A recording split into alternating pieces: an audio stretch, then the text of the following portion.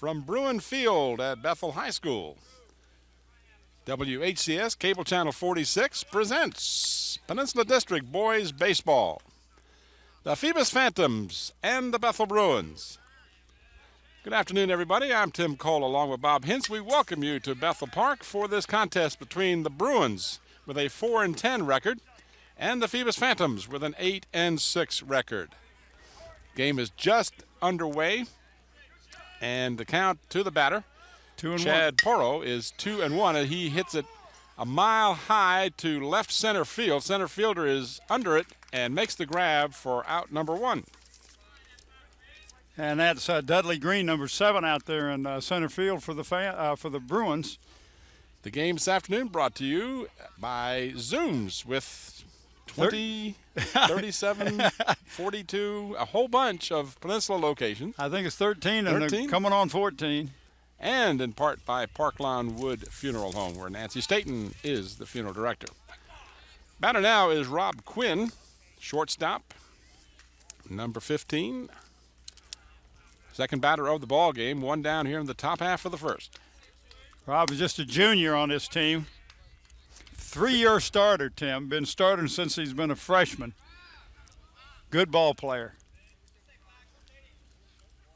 Swing and a miss. Count even 1-1. Behind the plate this afternoon, Danny Boutwell. And on the bases, Tom Noel. Steve Minge is the pitcher for Bethel this afternoon. Steve has pitched 6 games. Tim has completed 3, pitched 34 innings, given up 13 runs, 39 hits, and his ERA is 2.06. Very nice ERA.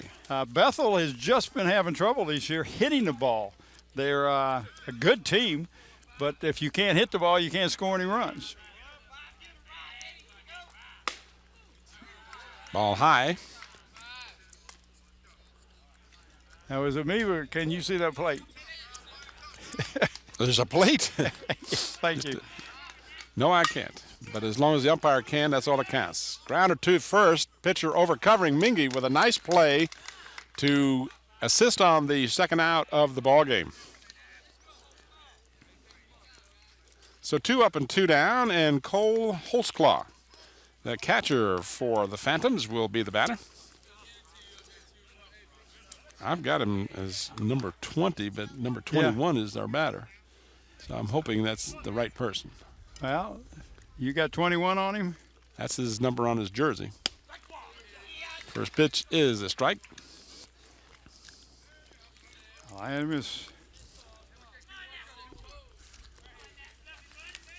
just look at all my stuff here. Maybe I can find something. Well, you know, here we go. A very kind gentleman brought us a little, yeah, there we go. Got 21. Yeah, it's 21. So Cole Holzclaw is 21. Okay. Yeah, number 20 is Pavlik, Alan Pavlik. Not 10, as I was led to believe. Okay. A ball and 2 strikes, 2 away here. Pitch is on the corner, hit to the shortstop. A slow moving ball, mishandled, and on safely at first is Cole Holzclaw. I'm not sure they would have gotten him even with a clean I don't play. think he would have. I think that was got to go as a base hit.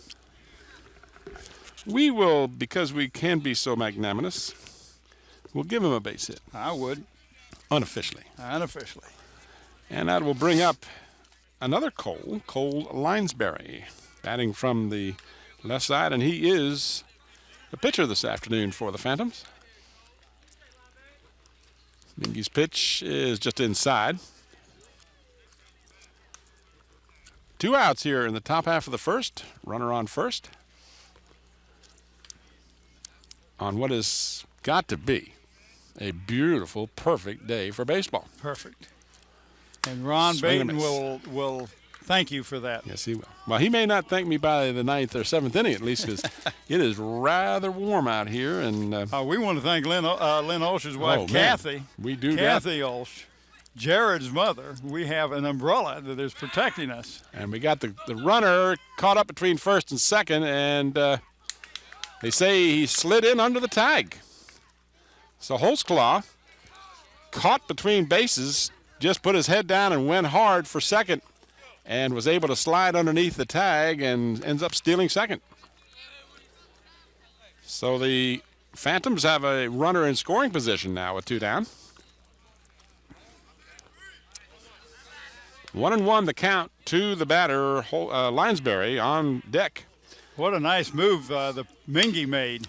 This one hit slowly. Another tough chance here. Flip over to first. Mingy covering for the third out. A nice play. Again, good work in the infield with the first baseman and the pitcher. So that one is a ground out 3-1 to end the inning. And the Phantoms unofficially with 1 base hit. Well, Tim, we will pick a player of the game. Wait a minute. I hear some music. You sure do. We will pick a player of the game for both teams today. The player will receive a plaque and a shirt. The plaque comes from Engraving Inc. They're located at Tabb Square on Route 17. For all your engraving needs, contact Jim at 596-8850. Dave Buckwalter is the owner. The shirt comes from the Islander Sporting Goods, and they're located in Poquoson. They can meet all your sports needs with a full line of athletic goods, both team and individual, equipment and uniforms, plus screen printing. Call Dave Chubb at 868-8467. John Roberts is the owner. All right. Now I did hear music. We're hitting something nice in the background. It's some boombox music here. I don't think it's coming from our people, but no. But the gentleman who advised us, had we set up on the other side, we'd be sitting in the shade, also operates the boombox. So he says we need a plug so we can get some music on the subject. But I'm going to tell you, Kathy Olch is at the top of my favorite list right now because she came over and donated her Beach umbrella to us. Oh, I tell you. Without it, it'd be downright warm. Oh, is that what it was? Yeah, we would have been looking right in. No, we wouldn't, Scotty. Not straight in the sun. What? It's got to get new sense of direction here. The sun's over our right shoulder. But you're right, Scotty. Scotty's always right. Well, because he's the man. He's the man. That's right. Always right. Right next to Scotty's picture is the words, he's always right. Yes, when Scotty got married, his wife said, I married Mr. Right. I just didn't know his first name was always. Oh, Scotty. Working on some wifely humor here. Well, they got hot dogs and soft drinks. He said, we won't even go there. We got all kinds of goodies over here, Bob. We got candy bars and soft drinks and hot dogs. Well, we will hit that drink machine before it's out. All right, bottom of the first. And the leadoff batter for the homestanding Bethel Bruins is Quan Evans. He is the left fielder. Didn't mention the coaches for this afternoon, the managers, if you will. Roger Bouchard for the Bruins, of course. Oh, he goes by Skip. Skip and Mike, I'll do your fences, Tyndall. And who played for Roger Bouchard here at Bethel High School. Really? Yes, he did. You're just a wealth of unimportant knowledge, aren't you? Well, they don't think it's unimportant. I couldn't resist.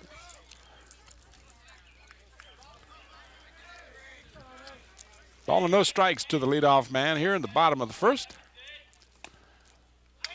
That one looked like it was a strike, but it was not called.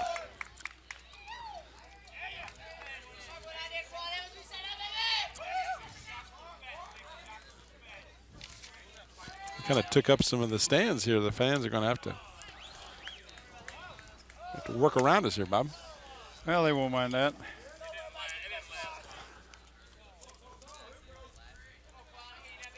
Two balls and one strike to Evans. On deck, the DH, Brian McCrickard, excuse me. And that one beaten hard down the third base line, but it's foul. Oh, Roger gave me some information here on who's hot and who's not. So anything that you're quoted as saying, you're reading and not your own opinion, is that right? That is absolutely correct. Okay. So I'd bail you out there up front. Do it. Roger says, okay. 2-2 the count. sharply to center field, and the center fielder stepping in a couple of steps. That is Ramsey Heroes, and he makes the grab for out number 1. So Brian McCrickard made real good contact with that ball. Yeah, just a little too good. If he had had a little less on the contact on it, it would have dropped in, but he lined it right to the center fielder. McCrickard, the DH. Big left-hander throws a looping curveball in there, just missed. On deck, Guillermo Gonzalez on deck. Strike called, 1-1 the count. Talking to the men in blue before the game, those of you who are regular viewers may recall a number of years ago, our base umpire here at this field, the game we did, got hit with a bat and got cut, opened up, if you will. And he's back out on the bases again. Couldn't remember how he got here. I asked him if he had any ill effects. He says, no, but would you please answer that phone? I said, there is no phone. He says, that's what you think. Strike 2 call, got the corner. And we got a zoom gun over here. Guy's going to give us get the radar gun out. Speed to the pitches.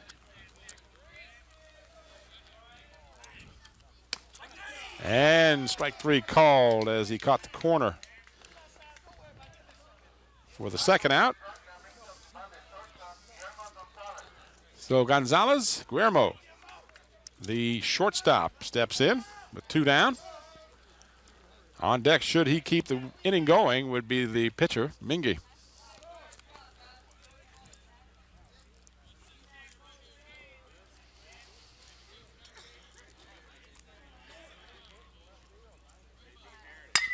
And that's a base hit to left field. Nice stroke right in the gap. So Gonzalez reaches with the single. And if you want to know who's hot and who's not, yeah, Gonzalez, he's one of the hot. He's hitting 455 in the last 4 games, Tim. 5 for 11. That's pretty hot. So now he's even hotter. 6 for 12, upped it to 500. So Mingy with a runner on first and 2 down.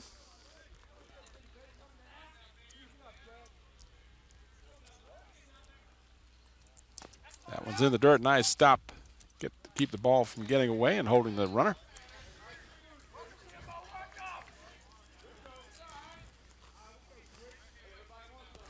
Should Mingy get on, then his battery mate, Dante Alvarado, would be up. Throw over to first is not in time.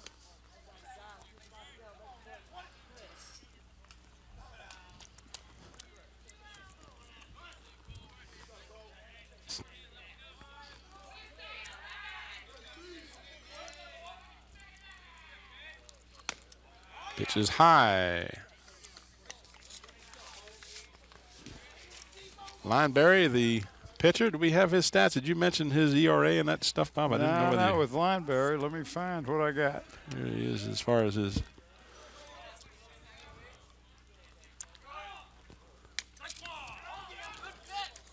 On the pitch. Well, I don't have his. I know I got it somewhere. I just got to figure out where it is. Gonzalez goes down to second as he was moving on the pitch, and ball got away from the catcher, but I think he would have had a hard time with him in any event. So now the Bruins, much like the Phantoms, have a runner in scoring position. Well, he's 4-1 on the as a pitcher, Tim, and I don't have his ERA. It's okay. Nothing wrong with a 4-1 record. Just a junior.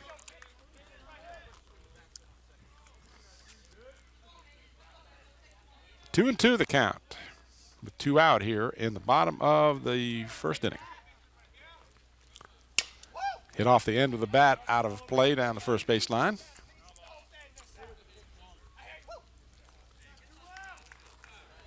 Two and two with 2 down, bottom of the first, no score, just underway from Bethel Park. Game taped on the 4th of May, the year 2001.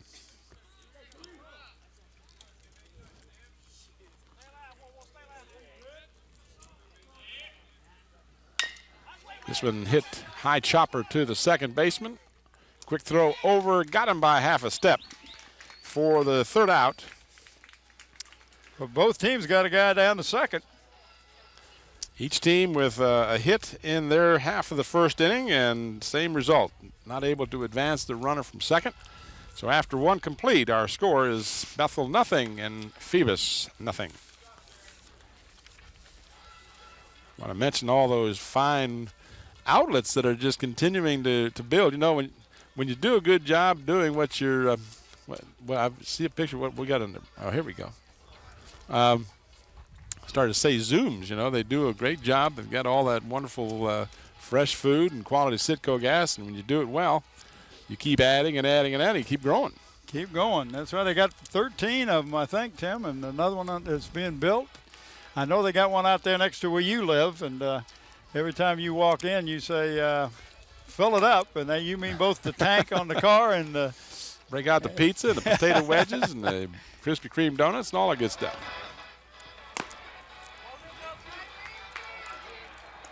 And everybody breaks out in a broad smile when you walk in the door, they tell me. Well, because the stock keeps rising. You know, you spend some money, and the people who work there get a little extra money out of it. One more spring event for us. Next Wednesday afternoon, we'll be over at Lindsay for a softball game. Hampton High will host the Phoebus Phantoms.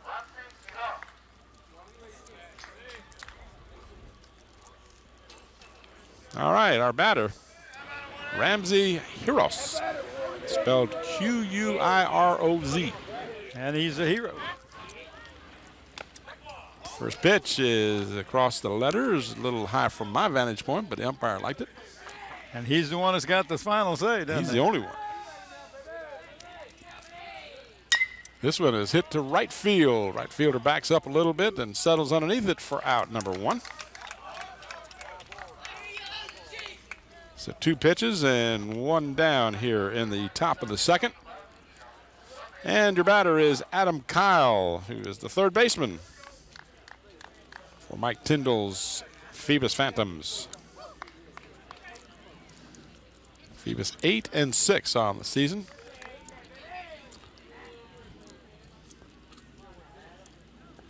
Oh, they got some smoke. And the umpire liked it as well. Call strike.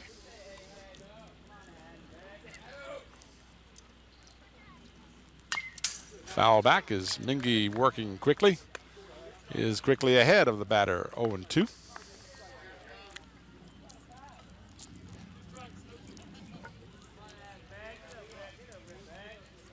On deck is Joe Tugwell.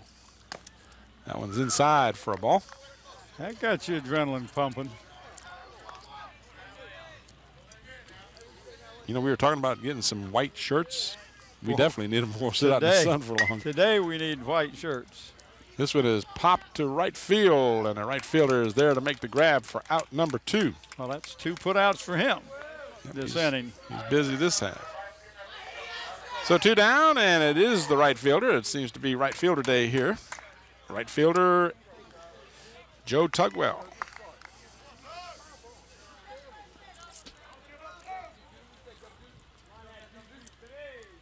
Swing and a miss.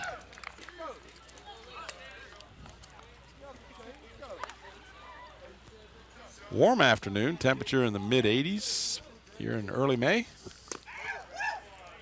Just a beautiful day. Had the top down coming over here. Oh, I'm sure you did. My hair blowing in the breeze. Yeah, you blew it right off. Wait a minute, that's what happened now. Now I'm onto something here. This one hit to the right side, out of play, down the right field line. So Mingy again ahead of the batter. 1 ball and 2 strikes. So important to get ahead. Yes, it is. Outside.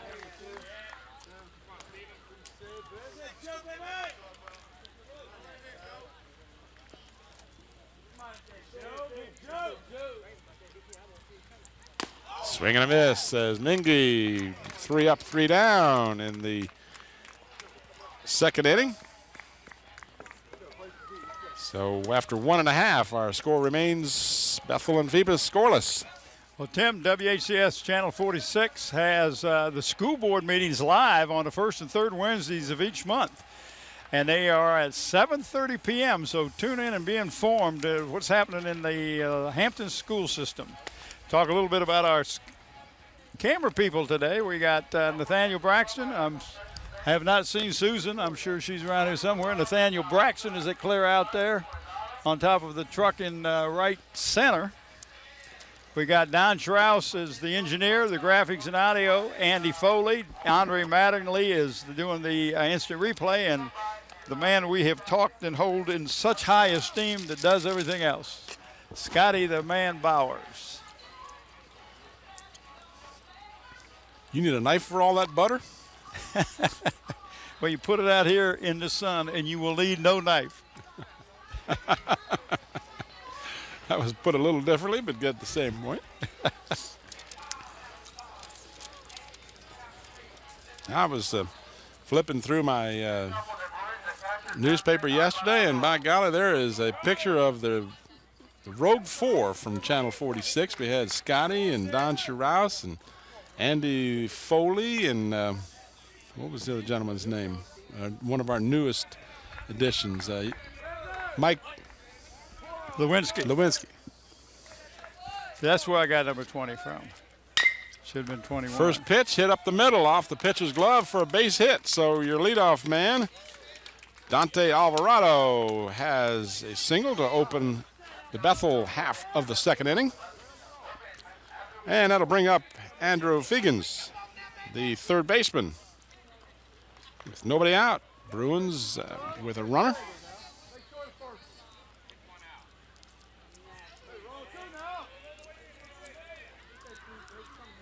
Barry checks the runner at first, and a big left-hander delivers in the strike zone.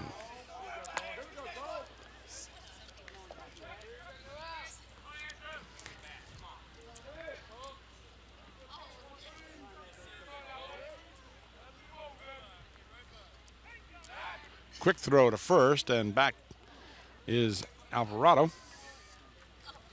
On deck is Jared. Thank your mom for us all the time, Ulch. She's going to get more airtime than her son today. Oh, she is. Got this umbrella. I'm telling you already, I'm appreciating it. If they hadn't done it, somebody told me they're going to bring some eggs and fry them on your head. I wasn't sure about that. They could get that hot. I was going to have to go back and get my Panama Jack hat like you got. This one hit sharply to right field. On the line. Nice grab by the right fielder to come up with the ball. Wow. Excellent play. Whoa. That right fielder has a name. That's Joe Tugwell. Tugwell, number 22. He caught that on the dead run, and it would have been a fair ball. It would have been a fair ball, and we would like to have seen at least one run and probably a double or a triple if it gotten past him. So that was a big play by Tugwell to make the grab in right field. Nice play. Alvarado retreated back safely. So one out now, and Jared Ulch is the batter.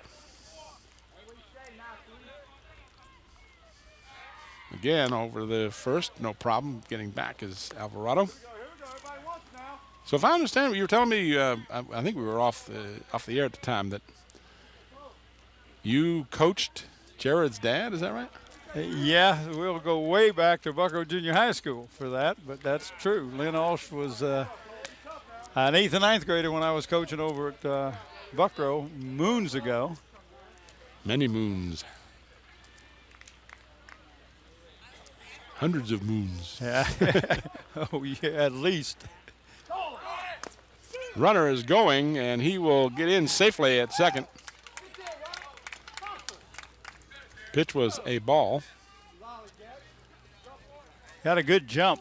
Yes, he did. It was going to have to be just a perfect toss. Yeah, I don't think they could have gotten him in any event. But so the Bruins, second time in the game, second inning, they've got someone in scoring position. Last time it was with a couple of outs. Yeah, this time it's with no one out. One out. Excuse me. Yeah, don't take Joe Tugwell's effort away from him. So Ulch with a chance here to help the Bethel cause. And he hits it sharply to right field. Tugwell will have to come in and again makes a nice grab. Tagging and going to third is Alvarado. But again, Joe Tugwell with the good glove out in right field. He's been busy. He has been busy. So that'll bring up Oscar Gonzalez. And he's the younger brother of Gamero. Oscar playing right field for Skip Bouchard. Got a runner at third, but 2 down now. No score here in the bottom of the second. Call strike.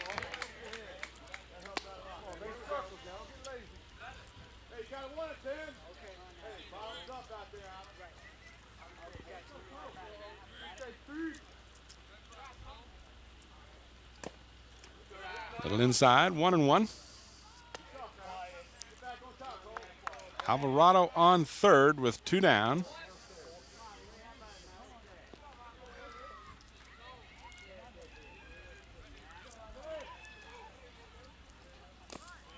Again, good stop. Keep the ball from getting away. Catcher's doing a great job.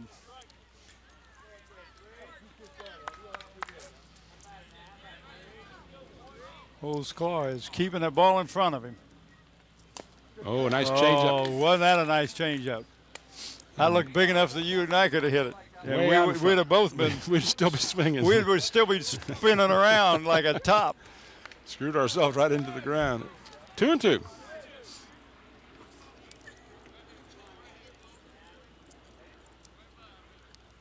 Left-hander delivers outside.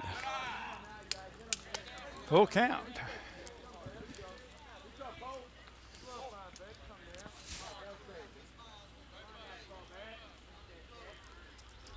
So now the money pitch. Got him swinging. The ball got away from the catcher, so he'll have to. Oh, he throws it over the head. That'll be an error, and that'll allow Alvarado to score from third. Tough break there for the Phantoms as they had the K recorded. So that is a strikeout and an error on. Strikeout and an error. That'll go error 2 for that high throw down to first base. Tough break. Get a chance to watch this again. Here's your replay. Ball was swung at. It was definitely low and got away from him. Just had plenty of time, but just threw it too tall. And that's the tough part. When you got a runner going down to first, yeah, you tend to want, it's just hard. You know, you try to make sure you don't hit him with the ball because that's just as bad as throwing it away. In his efforts to get it down to first, he got too much air underneath it, and the Bruins get a run here.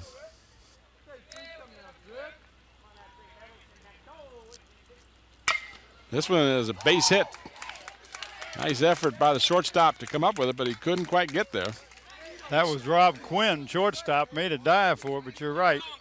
Now we got a couple base runners, but what is still 2 out. So Dudley Green gets the single.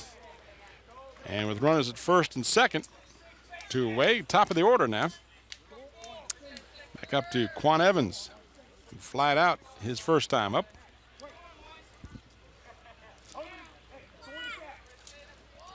Give you a little stats on Quan Evans. He's played in 14 games, has had 14 hits. Tim is batting .350, has 11 stolen bases. That's why you got him batting first. At the Spitzer.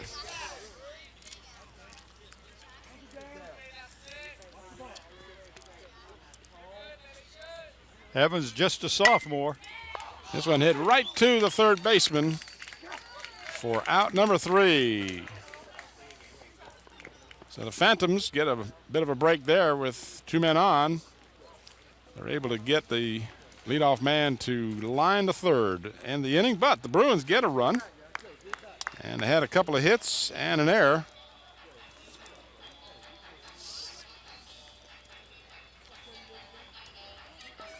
And we have played 2. It's Bethel 1 and Phoebus nothing.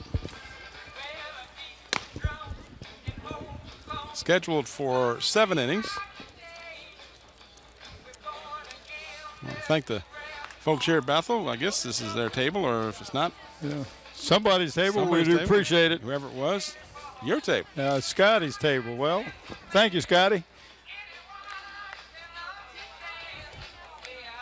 That's why he's the man. He's always prepared. Scotty's almost got his voice back. Yeah. That's the longest case of laryngitis I've ever heard of. He's had it back in February, I think. Yes. We've always had that excuse. I can't understand him. He's not talking loud enough, but we can't do that anymore. No, he's on to us. He's on to us. What are you going to do? So the Phantoms in the top of the third will send Ramsey Hiros to the plate. He flied out his first time up. I checked it. I'm sorry. I'm getting ahead of myself. Robbie Sheen. Got to find out where I am on my score sheet here. Yeah. Robbie Sheen, excuse me, the DH. He's the DH. Oops, almost lost our shade. Almost lost our shade. Here, we'll just belt it to you. We'll put it next to you, I think. Yep. Sorry about that. I got the wrong batter here for a moment, but we're straight. 1 ball and 2 strikes to Sheen. On deck is Troy Thomas, and then the top of the order. Now, Sheen's the DH. He's batting for Alan Pavlik, the first baseman. Oh. And he just got rung up. I tell you, nothing will excite a pitcher anymore. You get a run. 4 pitches? Yep. So back-to-back strikeouts. And that brings up who we got? That must be Troy Thomas. Well, I got a different number here. It looks like they might have changed this up there, Bob. They've switched their starters because this is for Phoebus is number 6. Well, they did mess us up. Well, I don't know who's 6. I don't have a 6. Maybe he just got a different number. Maybe this is Troy Thomas. We'll find out from the 6 is Troy Thomas. You're Okay, right. It's sorry. number 6. I got a different number for him. Okay.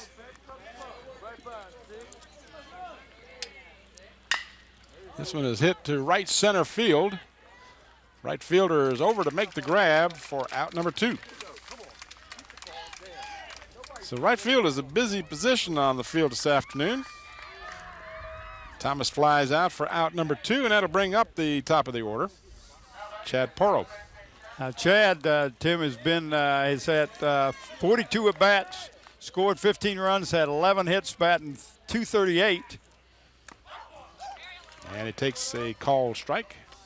Probably is going to go to Old Dominion.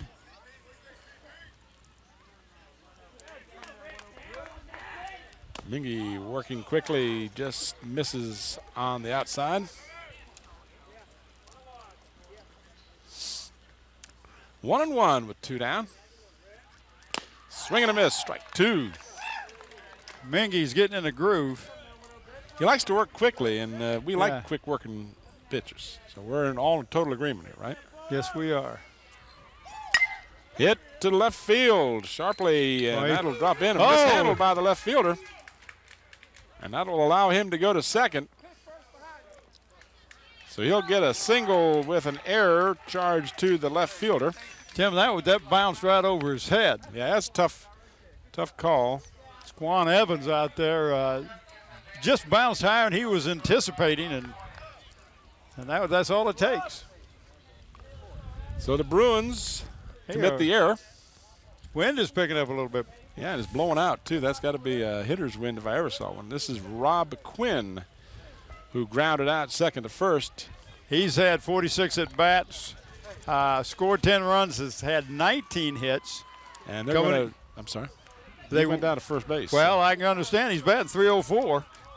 Well, now, do they have this rule now, or they just give him the pass rather than go through the 4-pitch thing? Yeah. I like that. Yeah. Speed the game up. And now we got this Cole Holsclaw coming up. Yeah, they should do that in the major leagues too. They should just have an order if you want to intentionally walk the guy and move the game up a little bit. Cole has had 46 at bats, scored 6 runs, 12 hits. Tim, he is batting .284. 3-year starter, senior. And he has the Phoebus hit. Besides the one that was just registered. How many outs we got? We got the 1 out or 2 out? 2 outs, isn't it? Yeah. That one must have been a little high. Yeah, a little high, maybe a little outside. 1-1 the count. 2 down here in the third, and the Phantoms threatening now. Got runners at first and second. That one is outside. 2 balls and a strike. Quinn on first.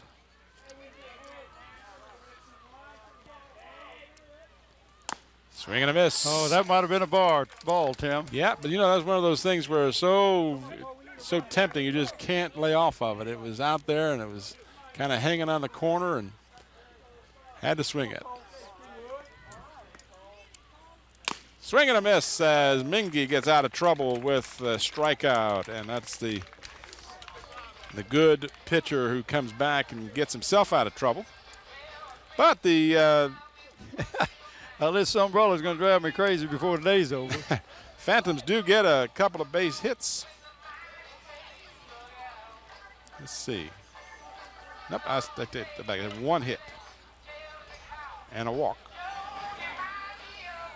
and an error, but no runs. No runs. Still 1-0. 1-0 Bethel as we move to the bottom half of the third. As the crowd is out here and growing, as the Friday afternoon, some of the parents getting out here and some of the boyfriends and girlfriends and all that other stuff, having a nice start to the long weekend here. When you're in school, you get out at 2 o'clock.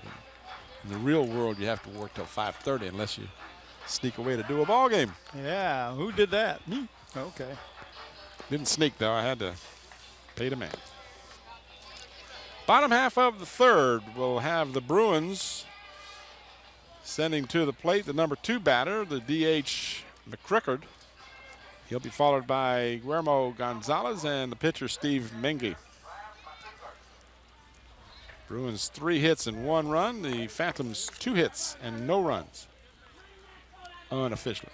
McCrickard has only played in 8 games. Had 9 at-bats and has not hit. He's scored 3 runs, has gotten some walks, but has yet to hit.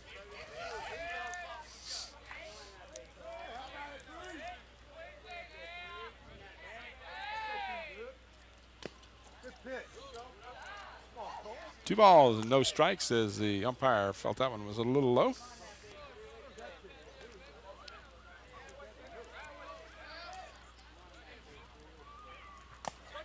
And that one's there. Fooled him on that one. Yes, it did. Broke right over the plate.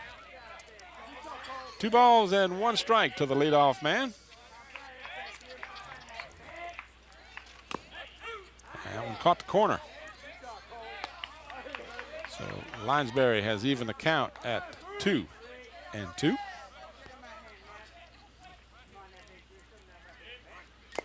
Foul tip, but he held on to it for a strikeout.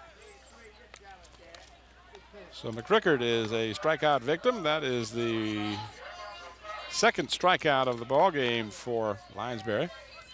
And that'll bring up Guillermo Gonzalez, who had a single in the first inning. 1 for 1. He's been played in 14 games prior to this. Had 42 at-bats, 12 hits, is batting .286. But in the last 4 games and 1 inning that he's been in this one, he's batting .500. So he is definitely the man that's hot.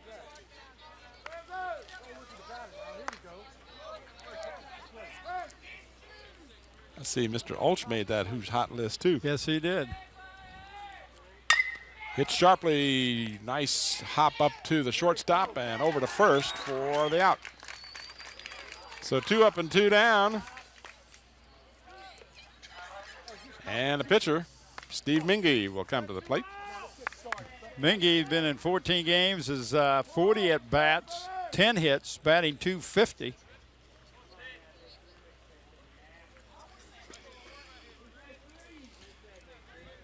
Young man has pitched in 34 innings, has just done a great job for the Phantoms this year, both at the plate and on the mound.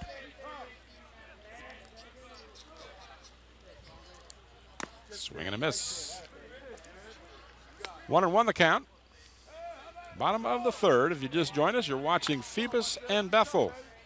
Third inning, 1-0. Bethel on top, and they are batting in the bottom of the third. This one is hit to the shortstop. A slow roller and a bit of confusion. The third baseman was there as well and actually prevented the shortstop from making the play. As Mingy will reach. What do you think, official score? I'd give him a hit. You're a generous scorekeeper, right? Well, I don't know that he would have got him anyway, Tim. I think he would probably beat it out. That would have been a tough play. Yeah. A third baseman would probably had a better chance of throwing him out because of the angle he had. Mm-hmm. But I would give him a hit on that. I did. And he appreciates it. So 2 down, but a base runner. Last time Phoebus had that same situation. They had 2 down before some This is another man who is hot. Alvarado is batting .385 in the last 4 games. He has scored the only run of the game. He had a single in the second and scored. He's had more bats than anybody else. Had 44 bats. He's batting .250. Takes the pitch low.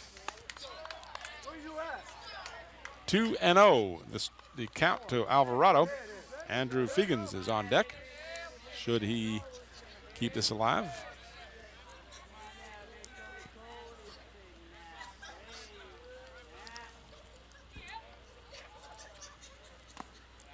Big looping changeup, curveball, whatever it was just off the plate. Just off. So 3-1. Or is it 3-0? Let's see.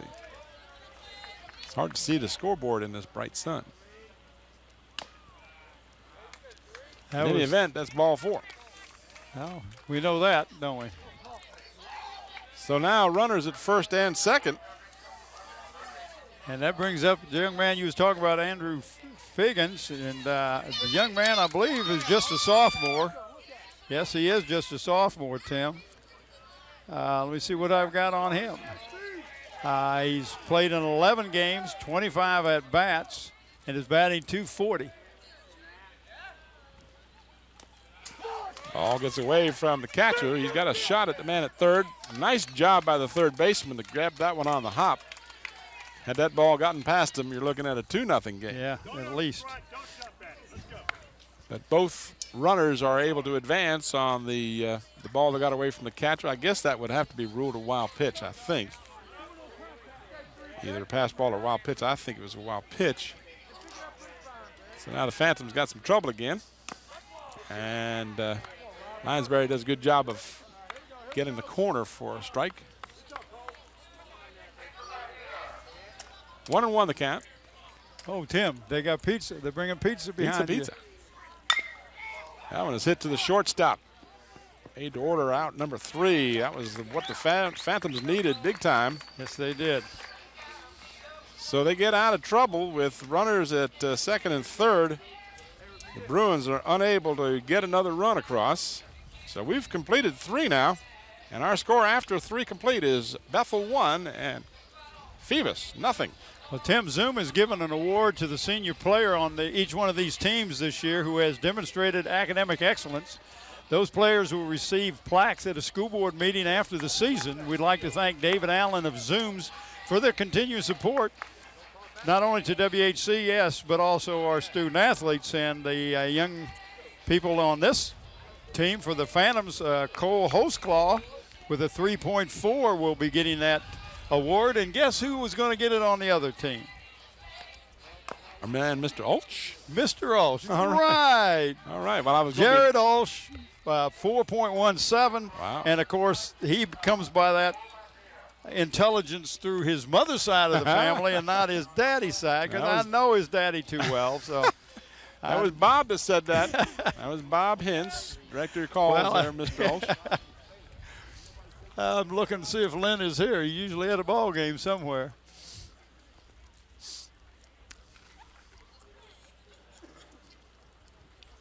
So we move to the top half of the 4th inning. I better be careful. He works for the power company. I may not have any power when I get home. You might be powerless. Well, he won't see this until later, will he? Maybe we can edit that out. So the batter to lead off for the Phantoms will be the pitcher, Cole Linesberry. Cole has batted in 43 at-bats this year, has had scored 9 runs, has hit 4 runs, has scored 4 runs, has 9 hits, is batting .209. He's a 4-1 as a pitcher, doing real good. He's got a sneaky curveball, as we've seen. He's used that to get some strikes on some people. He quickly falls behind 0-2. Well, what he's hit the ball real hard, the coaches were telling me, but he's hit it right at people. Make good contact, but you hit it right at somebody, you're not going to get anywhere. So he's had a good year except for that part. Making good contact, but yeah, just not hitting it in the hole. He's behind 0-2. And looks at call strike number 3. So back-to-back strikeouts for Mingy. He ended the 3rd inning with a strikeout and starts off the 4th with the same. And that'll bring up Ramsey Hiros, the center fielder. Now Ramsey's had 21 at-bats, scored 3 runs, had 4 hits, only batting just about 200, Tim. He's done a great job of pitching. He's just a 9th grader. He's 2-3 as a pitcher as a 9th grader. Real high on him over at the Phantom Land. 0-2 to Ramsey. On deck is Adam Kyle. Change up, gets away from the catcher. All 3.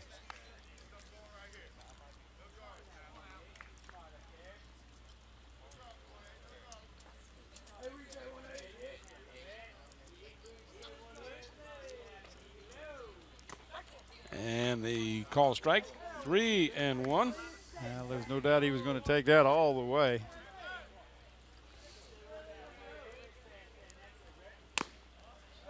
Just missed the outside for ball 4. So the Phantoms get a base runner as Ramsey Harris gets down to first base, and that'll bring up Adam Kyle. Adam Kyle, 40 at-bats, has scored 5 runs, 6 hits. Not batting as well as they want him to. He's a 2-year starter. Flied out in his other appearance. Takes the pitch just outside. So Steve Inge is just missing that outside corner.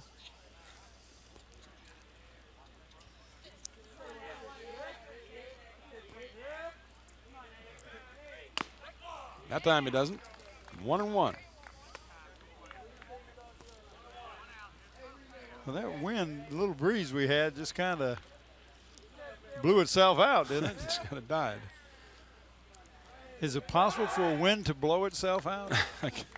I don't know, but it's not working very hard anymore. Concession stand should be selling a lot of Coca-Cola right now. Yeah, you got that right. 1-1. Just outside, 2 balls and a strike. Phantoms down 1-0 here in the top of the 4th.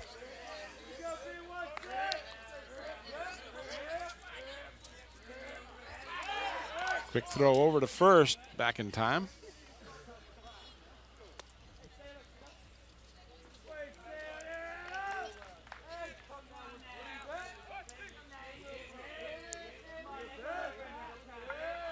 Runner is going, swing and a miss, and the throw goes into center field.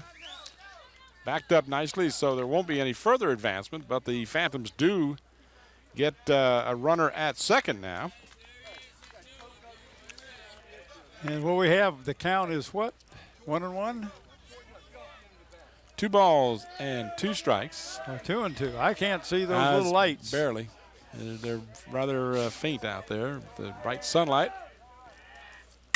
This one hit to center field, sending the center fielder all the way back to the fence. On the run, makes the grab, and gets the out to hold the runner at second. And a nice job by the center fielder.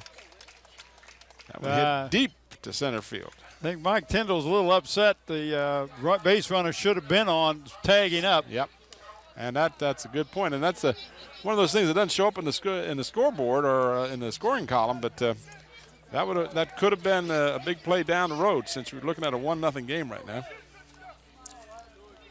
Something's pulling on my cord here. You were pulling on it yourself, huh? No, something was. Maybe I was. Yeah, see, there you are. You pull on it yourself and then trying to blame me. No, Bob. Oh, how come you looked at me? You're not paranoid. You know I'm out to get you. Right? 1 ball and 1 strike. 2 outs here.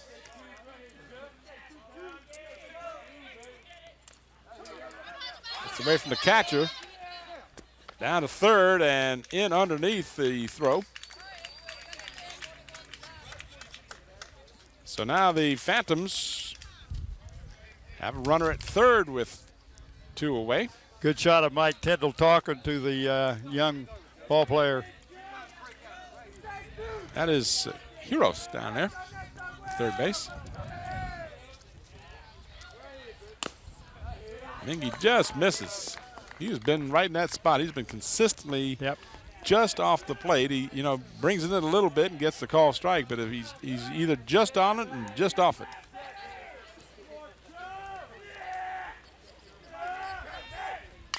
Foul back, got to play. Runs the count full now with 2 outs. Runner at third. Phantoms trying to tie this ball game up.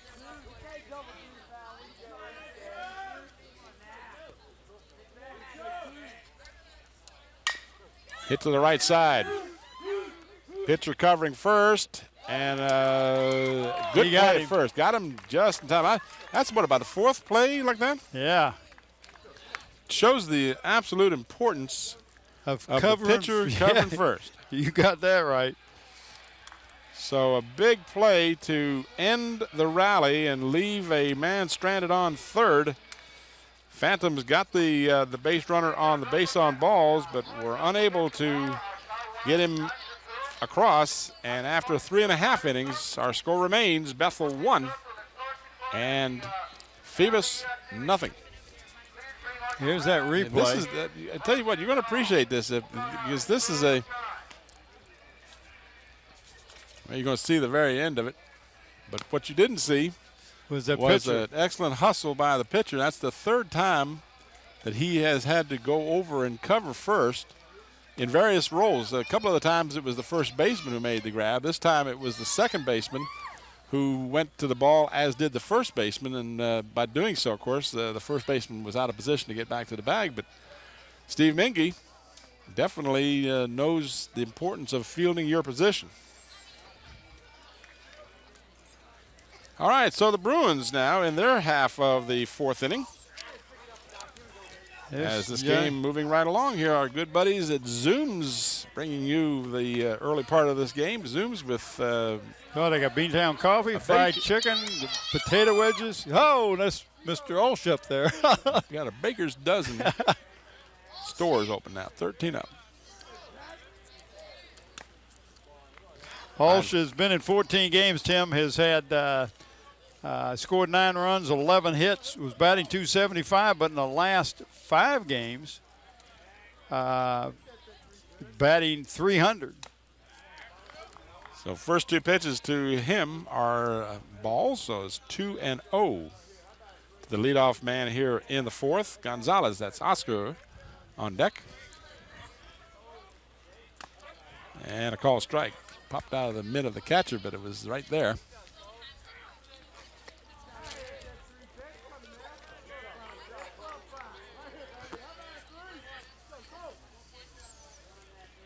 Jared's mother was a cheerleader when she was a student here at Bethel High School, and Bouchard was coaching then too. Bouchard had 32 years in the school system, 32 years at Bethel High School. This is his final year. We're going to miss him. He's always been a gentleman. He's always helped us and encouraged his ball players. He will be missed on the peninsula in high school baseball. Just imagine all the young athletes that have come through Bethel High School that he has touched their lives, and I'm sure positively influenced a tremendous number of them. I asked him, I said, well, what are you going to do? He said, well, there's a lot of things I can do, and I will do something. Yeah. So Ulch gets the base on balls. Yeah, our condolences out to the Bicker-Veras family. Mary Bicker-Veras, who was a teacher over at Bethel when I was here, passed away a couple days ago with cancer, just 61 years of old. She's touched a lot of lives, was the National Teacher of the Year when I was teaching over here. 1989? Yeah, and just a tremendous lady, had a tremendous influence on a lot of people. And we're just very saddened with her passing.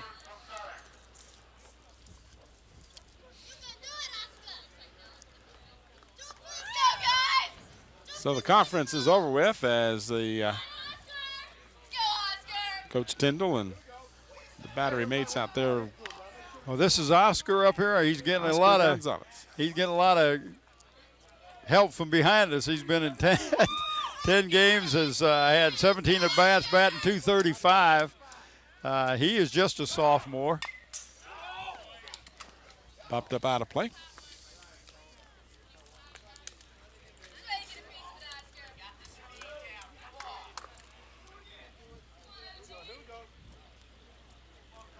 Nobody out here in the Bruin half of the fourth.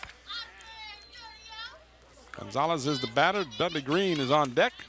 Got a runner on first.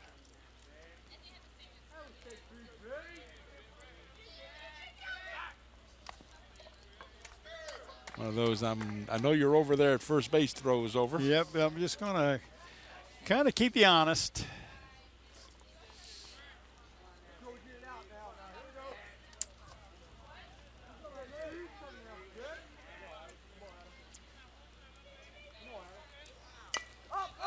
Ball is bunted foul. Didn't quite get high enough for the catcher to get underneath it. Yeah, well, he moved forward, Tim, expecting the bunt to be out there, and if he hadn't, he would have been able to catch it, but he was doing what he's supposed to do defensively.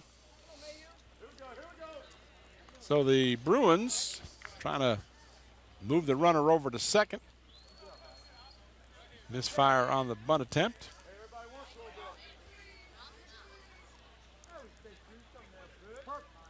0-2 the count now. He'll be swinging away. Hits it in the gap. Shortstop comes up with it. Has no chance.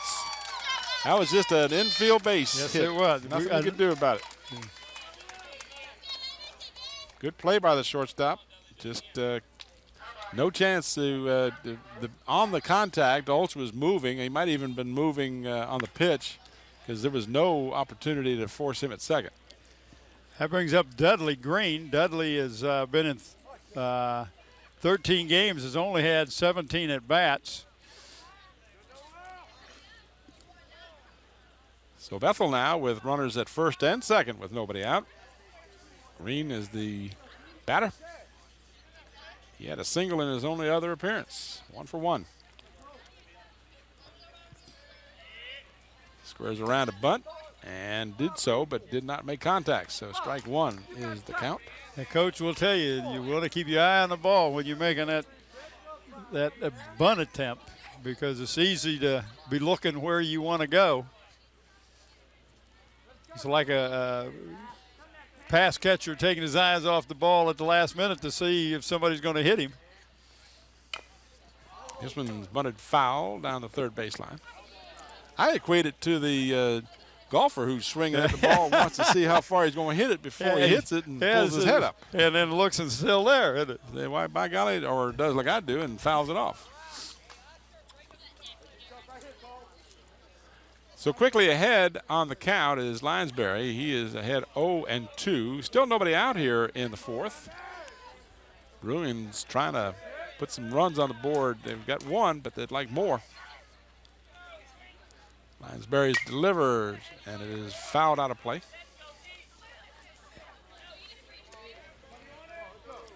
All right, we're going to return to Bethel Park for more action after this brief timeout.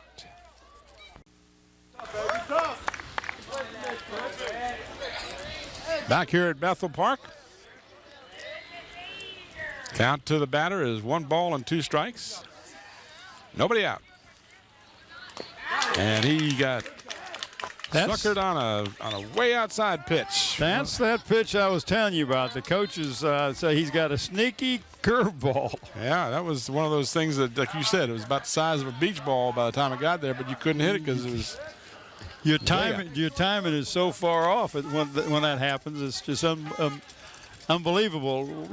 What happens to you? Your synapses start blasting or whatever. I don't know, but nothing seems to work right. So top of the order, Quan Evans is up. 1 away.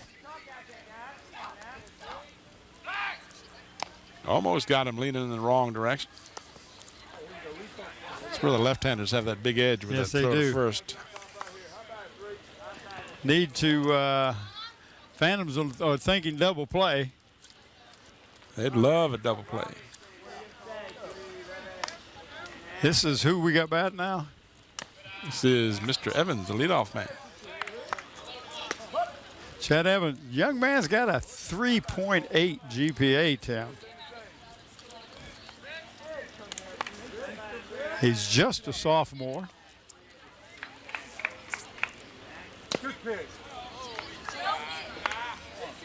Pitch is a ball. 2 balls and no strikes. Runners at first and second with 1 out.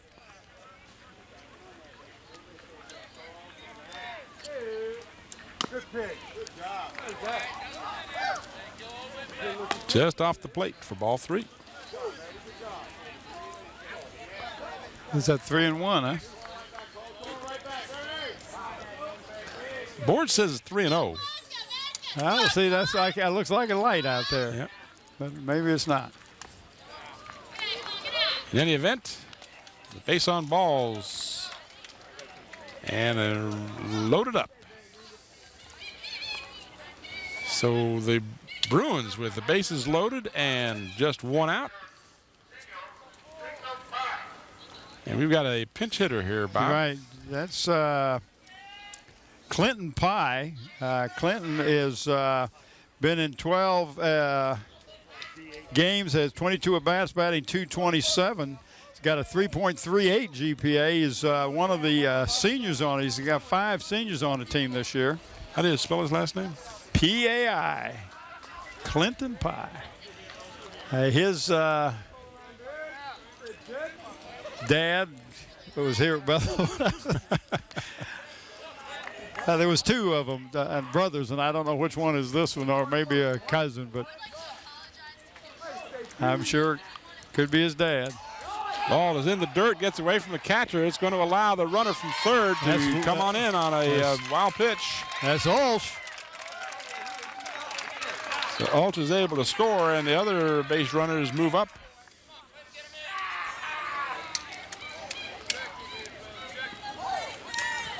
So now that really causes problems. You got to run across as you watch the replay here. Ball hit the plate and just got away from the catcher. No chance at all. And it breaks up the opportunity for a double play as well. Yeah, the pitcher was there, Tim, where he should have been, just couldn't get the ball. So Clinton Pye is the batter. Still just 1 out. Runners at second and third, and 2 runs are on the board now for the Bruins. Who gets the credit for the run? You don't get an RBI on that. That's okay. Just one of those situations. Had he walked and forced a run in, you get an RBI. Yeah. But if on a wild pitch, it's just it's an unearned run, I guess. You don't take one away from anybody either, do they? No, don't lose any, but you don't get any. And now it looks like Coach Tyndall is going to. Is that the second trip this inning? Yeah. I don't know if it's the second trip this inning or not, but it's the second trip out there. Well, the reason I ask is if it's the second trip in the same inning, he's got to take him out, I think. Or was it last inning that he went out there? I think it was the beginning of the inning he was out there. That's what he's going to do. He's going to bring our right fielder in. Going to move the center fielder over to right field. Put the pitcher in center field. You followed all that? Yeah, I got that. There you go. Right fielder to pitcher. Pitcher to center. Center to the left. Center to the right. And the pitcher now is the right fielder. 22. 22. Who is Joe Tugwell. The man with the nice glove out there in right field did such a nice job. Yeah, he's 2-2 as a starting pitcher. He also comes in relief. He's got a 3.1 GPA. Is solid relief. He does a great job when he keeps his fastball down. Hey, we got to stop it right here now. Give you a little something. I don't have any ERAs or anything on those. If I do, I can't put my finger on it. So.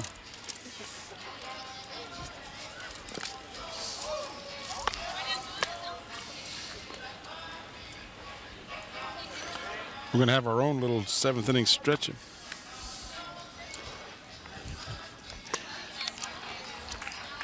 Yeah, there you go. We'll substitute the GPAs for the ERAs. Well, some of these guys have such high GPAs, they don't want you to substitute that for the ERA. I'm sorry.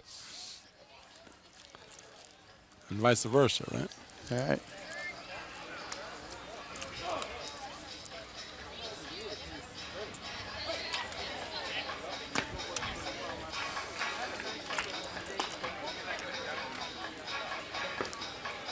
All right, I think we've got our warm-up pitches taken care of.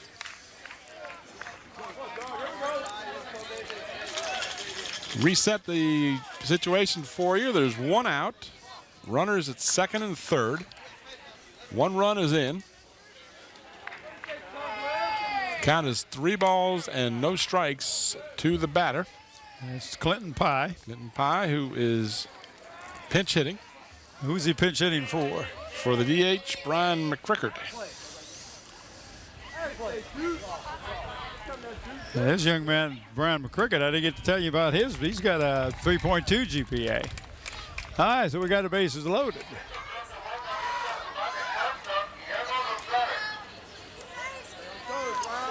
So they're jammed up again, and now Guillermo Gonzalez comes to the plate.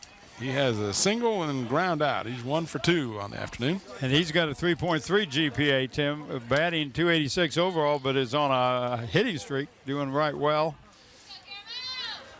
If you're Bethel, this is the man you want at the plate. Yeah, he's had a triple and 2 doubles this year. So he can make good contact with the ball. Phantom would like to see him hit him a double play, wouldn't they? This one hit to that's in the gap field. Center. That's falling in there.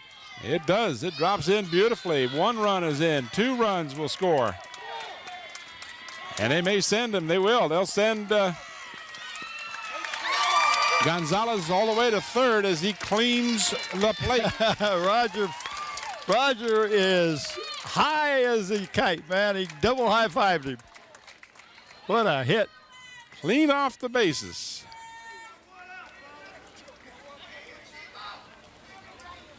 Hey, get a jump out there, Sick. Well, that'll up his average a little bit. And that's one reason is Roger gave me that little thing that says who's hot and who's not. He's definitely hot. He's batting over here. So he's last 5 games now, he's got 7 for 13. That's a little bit better than 500, isn't it? Sure is. Standing at third is Gonzalez after he hit a 3 RBI triple. Probably a double and got third on the throw, but got a squeeze play at home and no chance. Gonzalez scores on a beautiful bunt. Wow, what a nice bunt. Steve Mingy, pitcher helping his own cause. He's got a 3.48, Steve Mingy does, Tim. Just a great job. Nice bunt. The low squeeze bunt worked. That brings up, who's this, Dante? That's who it is, Dante Alvarado, the catcher. 2.93 GPA, Tim, coming in today's game. He is two triples and one double, 2 base on balls, and only struck out 9 times after being at bat 46 times. 5 runs across here in the inning. This one is hit, a base hit to right field. Just was afraid, and a good play on his part, really. I don't think he could have gotten to it, and if he overplayed it, the ball would have gone all the way to the fence. I think you're right. That's a young man that started off in center field, and that is Ramsey. How you pronounce his last name? Well, it's pronounced.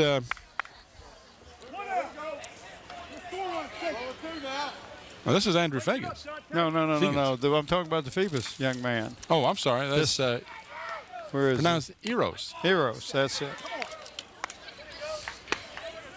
I thought you were talking about the batter. You got me confused for a minute. Oh, I don't want to do that. Doesn't take a lot.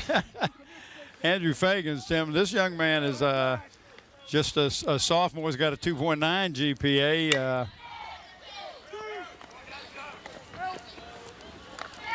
Did they get it? Yes, they did. They turned the double play. It cost the first baseman a stepped-on foot as he might have gotten spiked, and he is hobbling over to the dugout. But the Phantoms are able to get out of the inning with a big double play, but not before the Bruins. And then you saw he had to leap up and then came down, and you see him hopping off to the dugout. He got stepped on. That's Alan Pavlik, Tim, young man. Remember him from the football. Played on a football team. Is a tremendous athlete. So let me. He was first team All-District as center. Talk about something while I tally up this inning, because we got a. Did you hit. Tally? You want my abacus? Got a couple of bases on, but 3 walks. Boy, they'll come back to haunt you. And they had 1, 2, 3, 4 hits. So that's 8 hits now unofficially, and 6 runs total. 5 runs in the inning. So we've played 4 complete. And our score is Bethel 6 and Phoebus nothing. Now they've changed things around here a little bit. Not only they put a black backstop up against, so we have to move to the side, but Bethel has switched dugouts this year. If you remember, they used to always be over here on the left side where we're sitting behind the catcher. And the visiting team was on the right. Well, now it's the other way around.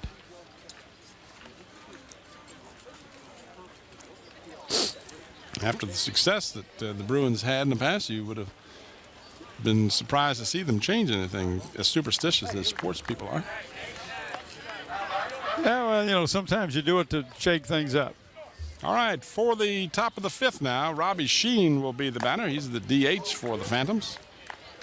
He's struck out his only other time up. Troy Thomas and the top of the order, Chad Porro, are due up. This is McCricket, right? Phoebus? No, Robbie Sheen. Don't confuse me now. Okay, Robbie Sheen. I got to get you to the right place. Okay. I was there. You're trying to take me away from Robbie, here you are now, just a freshman. Called up from the JVs 2 weeks ago. Is not played much varsity ball. Big swing and a miss.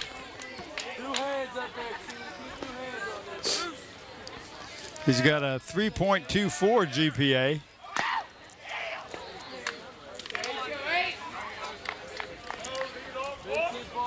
Count is full, 3-2.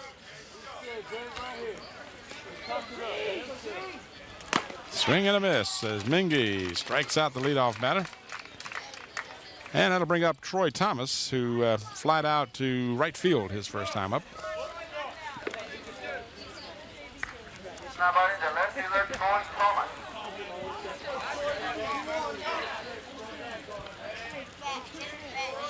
This is who we got up here now? This is Troy Thomas, the number Troy. 9 batter. Okay, the left fielder.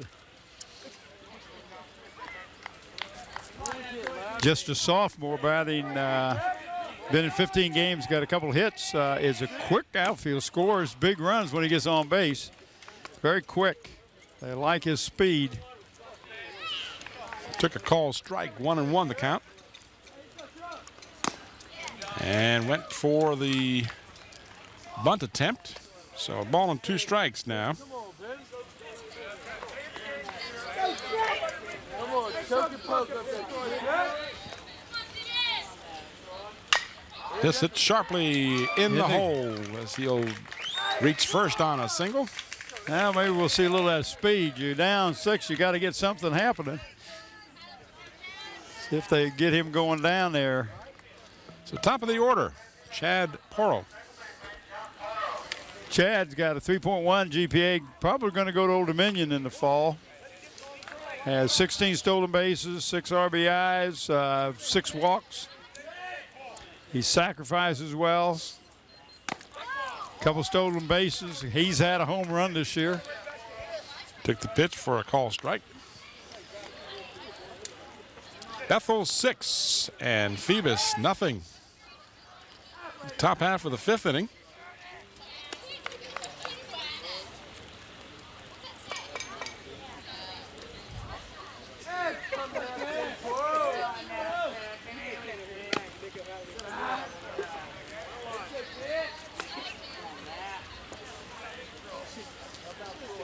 Well, let's see if if Tyndall is going to send him. I've seen him over there flashing some signs.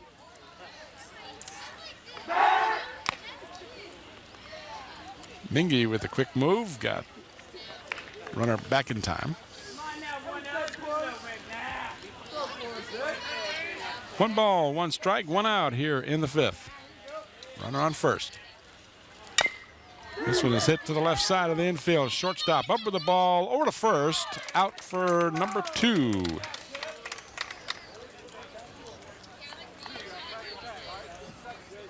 Advancing the runner Thomas. On the play to second base. 2 away now. Comes up Rob Quinn. He's just a junior. Tim's got a 4.1 GPA. 3rd-year starter. Was 2nd team All-District last year. And he's still got another year to play at Phoebus.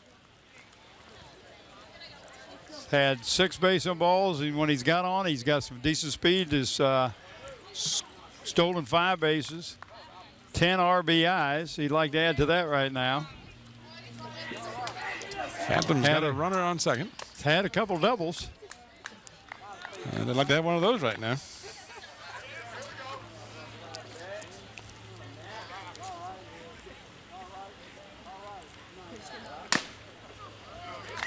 Ooh. Looked good, didn't it? Looked good, looked down the middle, looked right height and everything, but the umpire must have seen something we didn't see. Ricky Arthur's the assistant coach for the Bruins, and Scotty Snyder over here at the Phantoms.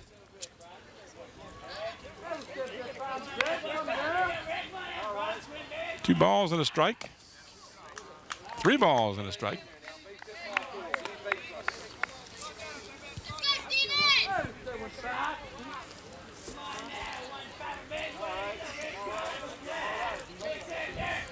Swing and a miss.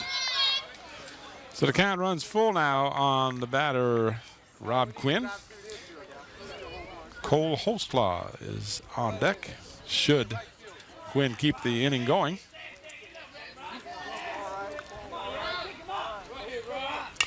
Foul back, made me flinch. Did you flinch? That one right at me. Did you flinch? I flinched. Oh.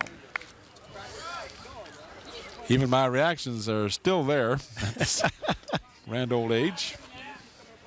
Oh, you're just a baby. You just got some old grandchildren. That's what it is. In the dirt, ball 4, and a runner on second will advance to third. That's Thomas as he moves over on the wild pitch. So the Phantoms now with runners at first and third with 2 outs, and it brings up the catcher, Holslaw.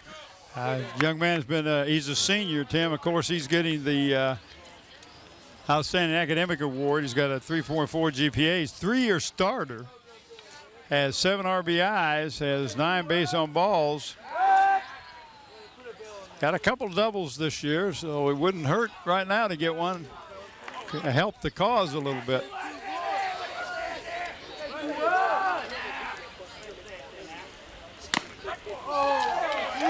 Shades up for a strike.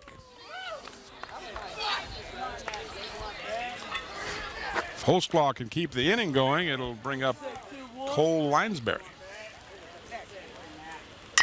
This one hit the right side. It'll keep the inning going as it's a base hit, and it gets between the legs of the right fielder. They'll score the man from second, and he'll go all the way to third. Holsclaw will end up standing up, and he'll get 2 RBI on it. Thomas scores, as does Quinn. So we got a hit and an error. Hit and an error. I'm gonna say that was a single with a 2-base error on the right fielder. So Holsclaw ends up on third, and the Phantoms get 2 runs out of it. Well, Cole Lineberry, Tim, is the batter now. Has got a 3.0 GPA. He's the young man who hits the ball hard, but hits it right at people. They had 6 RBIs coming into today's game. 5 walks, stolen a few bases, got a couple of doubles. Hits it down the left field line, out of play.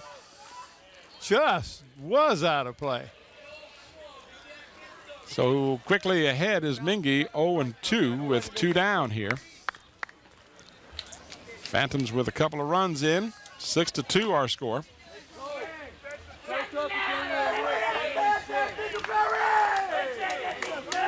Keep it going, he's right there. Keep it going. Linesberry would like nothing better than to keep this inning going.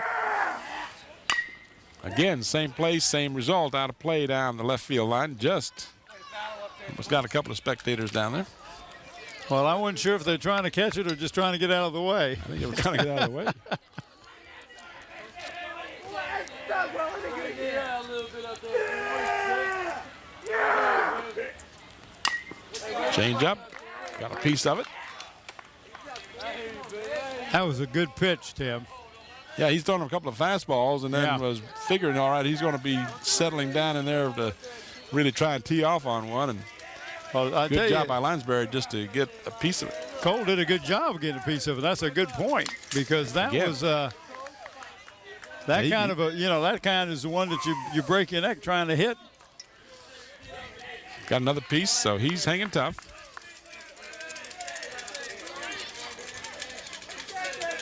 Two down, strike, 2 strikes. Outside for ball. Holsclaw at third.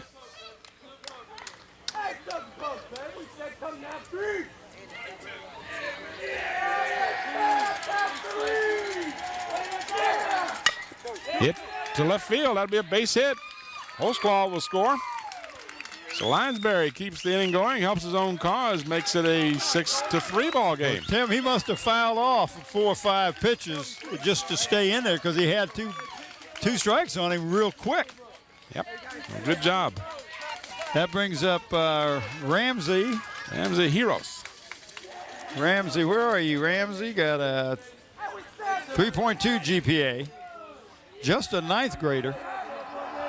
Has done a great job pitching. Is a great future for the Phantoms. They're really, really high on this young man. Shows some speed. He's got 5 stolen bases. Takes the strike, 1-1.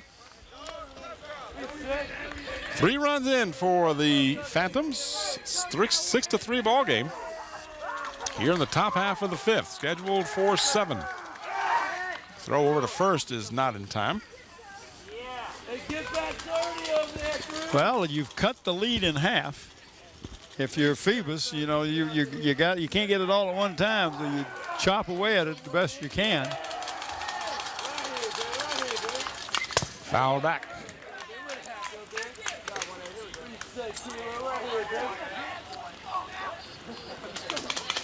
Ball and 2 strikes to count. Choke your poke up there, boy, man. Choke your poke up there, man. Drop something to right field. Mingy checks the runner. Hit to the plate. And just stepping on second. Started to go to first and then realized they had to force play at second, so no reason to risk the throw. Why do that? You're right. So ground out unassisted to the shortstop to end the inning. But the Phantoms get back in the ball game with 3 runs. And our score after 4.5 innings is Bethel 6 and Phoebus 3. Well, we got a good game going here. It's 3 hits and 3 runs in the inning. Don't want to forget our good friends at Park Lawn Wood Funeral Home, which is conveniently located at Hampton Center Parkway and North Armstead Avenue. For a tour of their facility, give them a call or stop by. Call them at 827-4670. Nancy Staten is your manager over at Park Lawn Wood Funeral Home. So 4.5 innings in the books. The Bruins in the bottom of the 5th inning, ahead 6-3. And again, I want to let the fans know we will pick a player of the game from both of these teams. That player receives a plaque and a shirt. Plaque comes from Engraving Inc. They're located at Tab Square on Route 17. For all your engraving needs, contact Jim at 596-8850. Dave Buckwalter is the owner. The shirt comes from the Island of Sporting Goods. They're located in Pocosin. They can meet all your sports needs with a full line of athletic goods, both team and individual, equipment and uniforms, plus screen printing. Call Dave Chubb at 868-8467. John Roberts is the owner. Jared Ulch.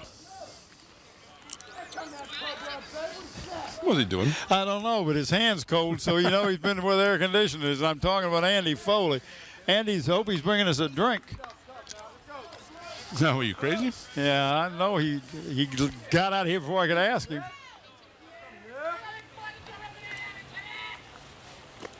Tugwell delivers. He's got sort of a herky-jerky move. Who do we have batting? That is Mr. Ulch, the son of the lady who provided us with the shade. It's on a hitting streak with a 4.17 GPA. Well, he's 0 for 1 this afternoon. He walked and scored a run and flied out. So well, he's got 3 doubles, Tim, so he can't hit the ball right well.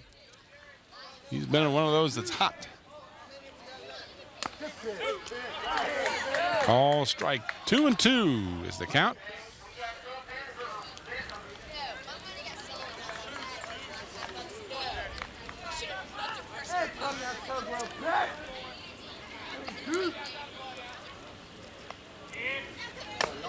High for a ball, 3 balls and 2 strikes to the leadoff batter. Oscar Gonzalez is on deck, and due up behind him is Dudley Green.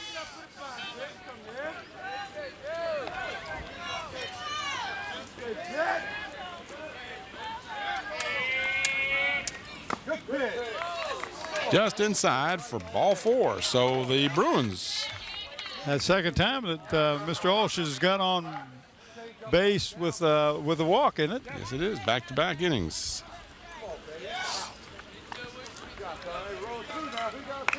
We might have a change here. Yep, looks like we do. We got number 10 coming in. He's going to pinch hit for Oscar. All right, let's see who number 10 is.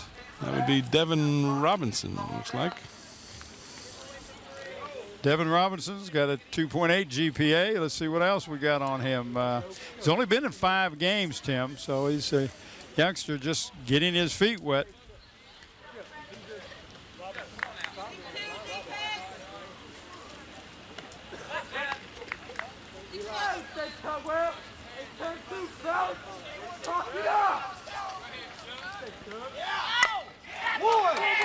Nice bunt back to the pitcher will advance the runner to second on the sacrifice. Did he do what he was supposed to do? Yes, he did. Yes, he did. So Ulch moves down to second on the sacrifice, and that'll bring up the number 9 batter, Dudley Green. Now Dudley is 1 for 2. And he's got a 3.0 GPA coming into today. Oh, that's his GPA. That stays the same, doesn't it? But it's still coming into the day. GPA will stay the same no matter what he hits today. Shows some good speed when he gets on base. He's got 9 stolen bases. No, I'm sorry. He's got 2 stolen bases. But a 9 GPA, isn't that what it is? We just add that to the GPA. That's right.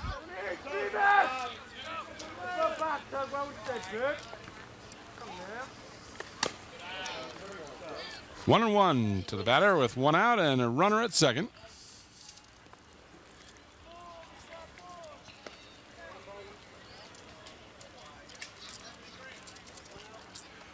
Bottom half of the 5th inning. Hope you're enjoying this afternoon's contest. Tim Cole with Bob Hintz coming to you from Bethel Park on the 4th of May, the year 2001. Watching the Bethel Bruins hosting the Phoebus Phantoms. Bethel with a big 5-run 4th inning to take a 6-0 lead. And then the Phantoms came back as they base hit by Green down the left side past the third baseman. And the throw will allow Green to go to second. Not a good throw because you want to hit your cutoff man to prevent the runner from going to second. Yeah, but it was too high. Yep. And the catcher did a good job of blocking the ball, but good, smart base running. So by runners Dudley Green. Runners at second and third. Here's the replay of the last action. See the contact by Green. See, he was moving. He knew he wasn't even slowing down. Yeah, okay, now I'll go slow down, see where that ball's going. Good base running. Got a single and took second on the throw. So Olch is on third. Green on second, and the leadoff man, Quan Evans, is your batter. He is 0 for 2 this afternoon and a walk. Took the pitch, it just missed outside. 3.8 GPA, batting .350. 14 hits, leads the team in hits and doubles and stolen bases. He's even been hit by by 3 pitches and got 5 walks, so he's very active up there at the plate. Tugwell gets one past him, 1-1 the count. Sitting out there for you. Let's go. 1 out here in the Bethel half of the 5th inning. They got runners at second and third. Trying to add to a 3-run difference in the game. 6-3 is our score. Leadoff man at the plate. Fouls it out of play down the left side. Tugwell took a little something off of that one. He dropped real quick, and he almost like a golf shot. In fact, that looked a little bit like Killen, the way Killen hits it. I wasn't, not you. Killen does it. They'll hit him off the heel and go that way. I can talk about it. He's not here to defend himself. I'm gonna catch Killen too. The other day when the 3 of us played, I starting to come on a little bit here. Played bogey golf on the back 9. I went out and played a little bit Wednesday. Yeah, they told me you'd snuck down there and get a little practice in. Well, I saw Joe down there. Joe Harrell or Horrell? I call him Horrell. No, not Horrell. Joe Ferniehow. Oh, the Phoebus Joe. Yeah. Phoebus Joe. Yeah, in fact, I believe he's the one that told me you were down there. I saw him down there. He said it's about time I broke loose with some of that money I've got. And told him I don't know where he heard that. I don't either, but then your buddy Keys took good care of me. Yes. We got there late, and they were going to make us walk the course. And I was about to walk to my car, and your buddy Keys said, "I'll get you a cart." This one's popped up sky high behind the plate. Oh, tough chance. Good job of sticking with it to make the grab. There aren't a lot of plays more difficult, in my opinion, than the catcher trying to do that. Holzclaw just did an excellent job hanging in there and made the grab. Got another change. This is Marshall Ray. Got a 3.51 GPA. Been in 14 games, is 30 at-bats. Tim has had 4 hits. Sacrificed a couple times, and it's got 14 stolen bases. That's got some speed.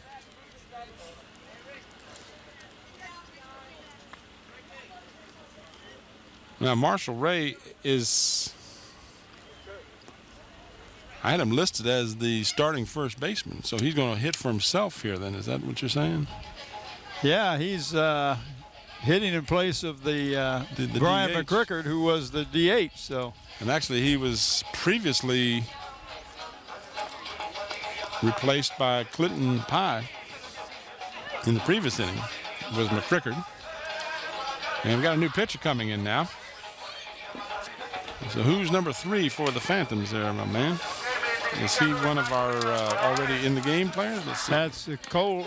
Number 3 is Cole Lindberry. He's coming back in. Didn't he start pitching? Yes, he did. So they're going to bring him back in. That's one of those rules that in high school you get caught by that every once in a while. But here's a case of the starting pitcher who was left in the game, moved to the outfield, and now will come back in.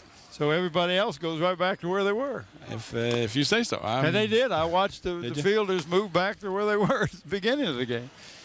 It looks like we just reran the tape backwards. Could be. Yeah, how many outs do we have, Tim? Is it 2? Okay, 2 outs. They want to not let any more runs come in. They've picked up 3 on this the last inning that they were at the bat. They being the Phantoms.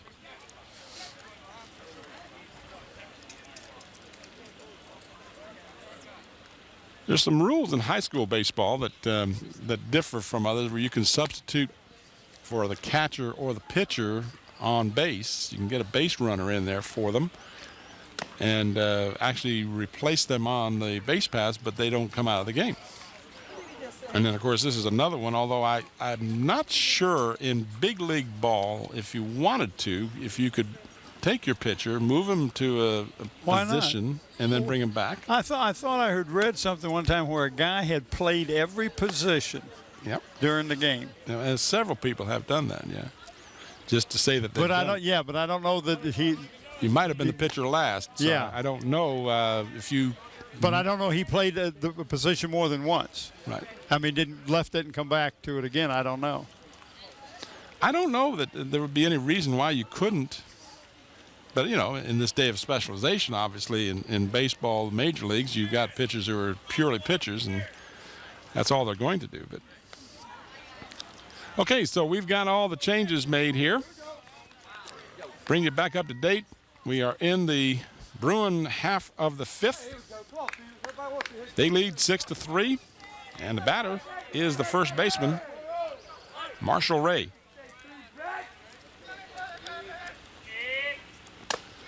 The runner at second and third. Come on, something like that ought to make you bad. Let's go. As a left-handed batter, you really got to stick in there when that left-handed pitcher comes at you. As a left-handed pitcher, I can tell you I hated pitching to left-handed batters. Is that right? Yeah, because that's the side of the mound you come across on. I'm always worried about hitting the batter because he, you know, if you're left-handed pitcher batting to a right-handed batter, you're always coming towards him. And this way, the ball is closer to the batter. I don't know if it makes any sense or not, but it's just that the left-handed batter is always. Well, I wasn't a pitcher, so I wouldn't know. But we got 0-3.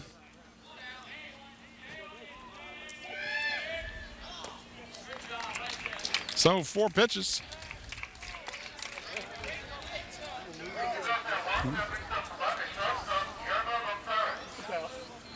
Would I ask the umpire what? Okay. I've been keeping score, and it should be the 5th. Looks like they got 6. Looks like the 6th. I'll check with the official score. You want to hold here, Bob, and I'll. Yeah.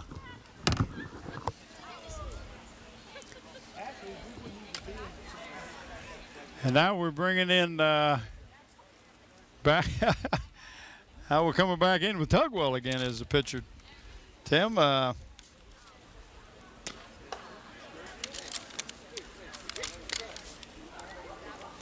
Tugwell was out for one batter, and now he's back in, bases loaded, and he's warming up again.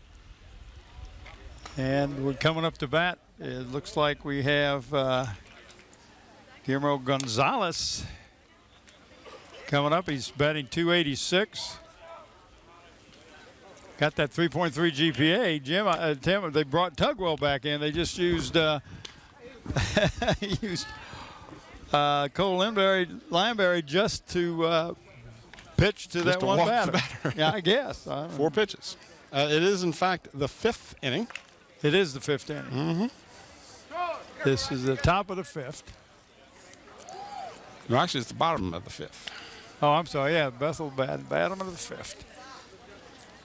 I thought so because I mean the score sheet helps me remember it. That's probably the only way I could. And I checked with the scorer over. He said, "Yep, the 5th."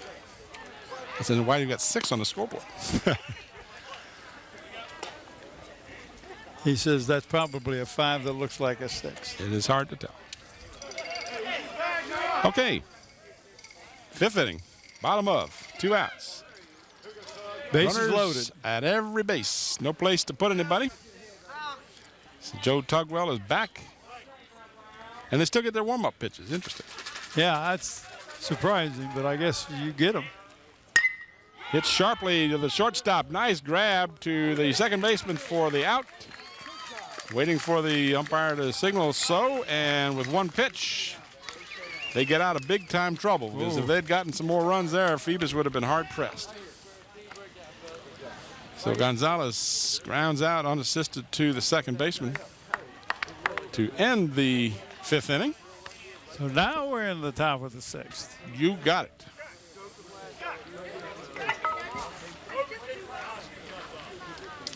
Unofficially in the ball game, 9 hits and 6 runs for the Bruins, 5 hits and 3 runs for the Phantoms. Well, we have in right field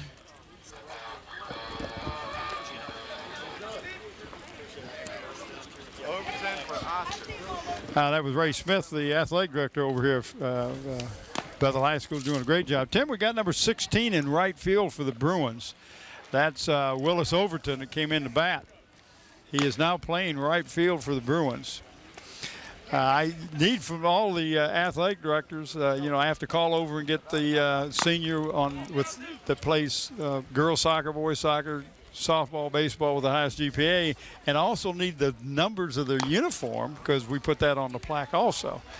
And Ray Smith just stopped by to make sure that I'd gotten all that stuff. He'd sent it to me, and I'd appreciate it. It's hard keeping up with this stuff, so if you got some people that are very conscientious like Ray, it makes it much easier for me. Well, a lot of these folks are very helpful, and we appreciate all their help. All we're here to do is to highlight the athletes and recognize their accomplishments, both on and off the field. That's right. All right, so your leadoff man is Adam Kyle, and he takes the first pitch for a strike. Steve Minge will try and come back. I just want to say real quickly that Steve gave up those 3 runs, so hopefully he'll want to regroup here. There you go. Well, Tim, this young man is just a sophomore. He's got a 4.3 GPA. 2-year starter. Second year was a starter as a freshman last year. Hits it down the right field line, the baseline, I should say, and hits the bag. And bounds in play and gets the hit. No question as to whether it was foul or fair. No question on that. So Adam Kyle leads off the 6th for the Phantoms with a single off of the bag, literally. And that brings up the right fielder / pitcher. / right fielder / pitcher. Joe Tugwell. And he's number 22. Probably a little schizophrenic at this point. I'm a right fielder, I'm a pitcher, I'm a right fielder, I'm a pitcher. Well, he's got a 3.1 GPA, does a solid relief in pitching. He's a solid reliever, and is called in to do that today. Nice quick move by Minge. Quick move by Steve, isn't it? Good move, didn't get the runner. But it makes the runner not take quite as long a lead as he had earlier. Foul back, didn't flinch that time. He was right on top of that ball. The ball was just underneath him.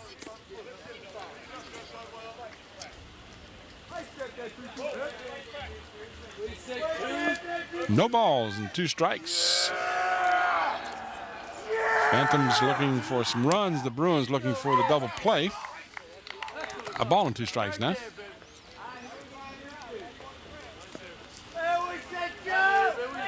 Top half of the 6th inning scheduled for 7.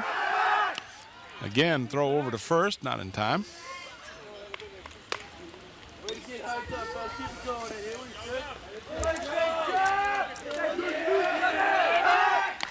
Hey, you got him shook over there, okay? We said, right? See, if you keep the pitcher throwing over to first base, maybe he'll throw a bad one or something. Change up off the plate.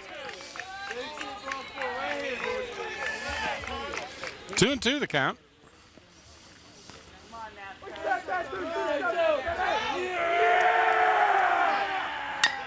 This one's popped up right side. First baseman Ray is over there but can't get to it. It drops out of play on the other side of the fence.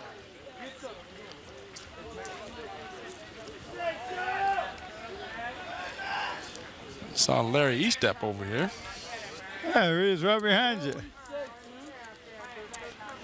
There's Larry, the head coach for the ladies' Right there. undefeated Bethel Bruins softball team.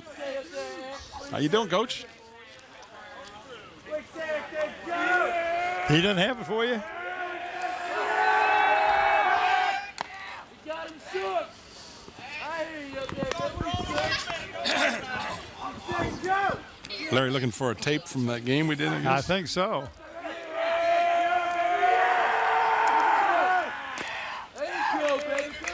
Ooh, that looked good. That's been low. Tough to call from here. Got to figure the man had the best angle. Full count. Nobody out here in the sixth. Almost got him leaning. Mingy with a good move to first for a right-hander. A little bit more here. We won't have to have this umbrella anymore. We'll be cooking with gas. This one's skied to the left field, and it's a short one. Left fielder circling underneath it and can't come up with a grab. It's a fair ball. Wow. He hesitated. Well, he was looking into that sun, Bob. Yeah. I'm thinking that's what the problem was, because he was really battling with that ball. I'm only going to guess that the sun was a big factor in that. I don't think that he saw it off the bat initially very well. I think it might have don't gotten either. in that well, high in sky. the third base, the shortstop was really hustling over there. So, you know, he didn't know who had a better shot. And then when he finally did pick it up, just got a glove on it. Couldn't come up with it. Tough play. I'm not sure how you would rule that out. We'll just be generous here as we were earlier and give that one as a single. We are Since nice. we can do what we want. Absolutely. We're unofficial. We could call that a double if we wanted. If we want, well, it's a little hard to do that. He didn't get off at first. No, but we could still call it that. So the Bruins now having a little conference at the mound. As you can see, there's Skip Bouchard and Mr. Mingy and the catcher all out there, Alvarado. 6-3. Tying run will be at the plate for the Phantoms. Phantoms 8-6. Bruins struggling this season with a 4-10 as a baseball ends up coming in from someplace. Somebody playing catch down the right field line, or was that a ball? Oh, that was one of them that went foul, I think. Foul earlier. Now they're saying that ball is that's not a game ball. That was somebody who's playing catch. No, don't be doing that. All right, our batter. Well, that looks like Alan Pavlik. It is, and he is That's going to be a good play. 'Cause that will advance the runners. He's the one who's being DH'd for, and he come in and lay down a beautiful sacrifice bunt, moved the runners. Got them at second and third now in scoring position with one out, and get these two in, and we got a one-run game. And that's exactly what Mike Tyndall's thinking. We get a nice single here, we can score a couple. Only one out. Phantoms not going quietly. Into the night. Oh, that was Dylan Thomas. Strike called to Troy Thomas. Troy Thomas, just a sophomore. Mingy's pitch is popped up. And Mingy calls for it. And the pitcher makes the grab for out number 2.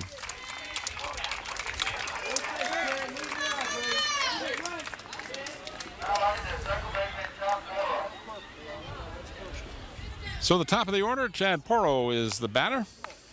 Flied out, singled, and advanced on an error in the 3rd, and then grounded out. He's 1 for 3 on the afternoon. Batting .238 coming in, so he's helped his average a bit. Takes the pitch, and it's called a ball.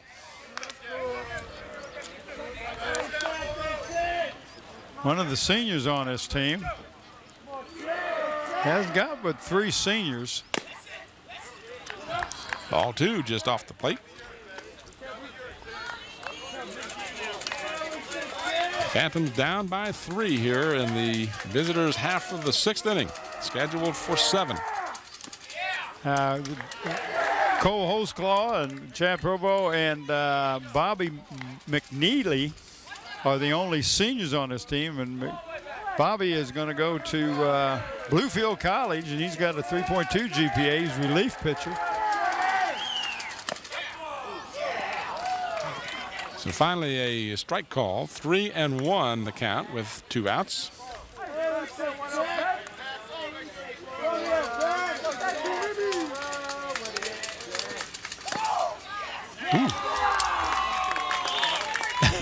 Looked like it was down the pipe. That's why you and I are sitting here. Yeah, well, you just can't tell from this angle, but boy, that looked like a good pitch. Comes Robbie Quinn, Tim. Again, Rob is just a junior, but has been a 3-year starter. Got a 4.1 GPA. His 2nd team All-District last year. Is a dangerous man to have at the plate. He's had 19 hits, 2 doubles. So we're going to have a pitching change, Bob. They're going to bring in a reliever, and Mingy will leave the game. All right, they're bringing in number 18, and that's who is 18? I got him right here. Jason Harmon. Jason Harmon, 2.9 GPA. Let's see what he does. He's been in 6 games, Tim, as got not a great ERA. He's got a 4.08. But ERA or GPA? He's got ERA. Yeah, you know, that's one of the ones that you'd rather have as your GPA. But Bouchard wants to give him a little different look. I think Mingy might have gotten tired. It's warm out here, and well, and they're right. That sun's in their face the way it sits here at Bruin Park.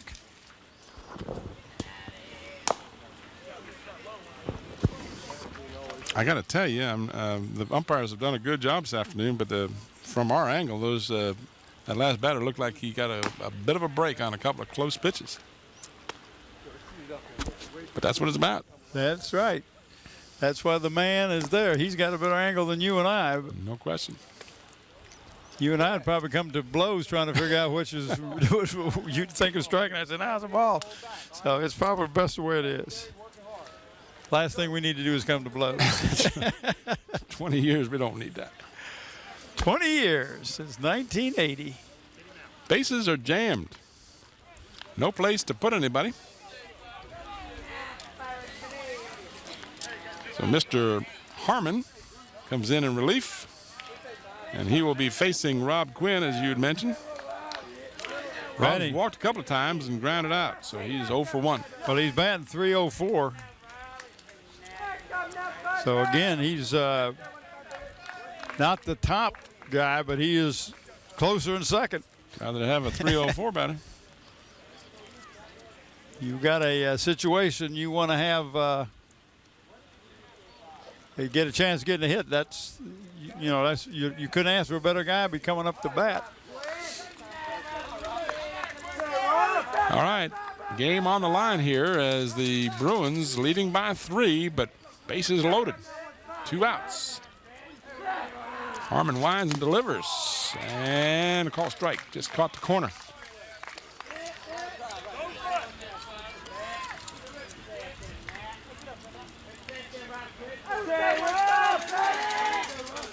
Right-hander winds and delivers just off the plate. Same spot, but a little outside.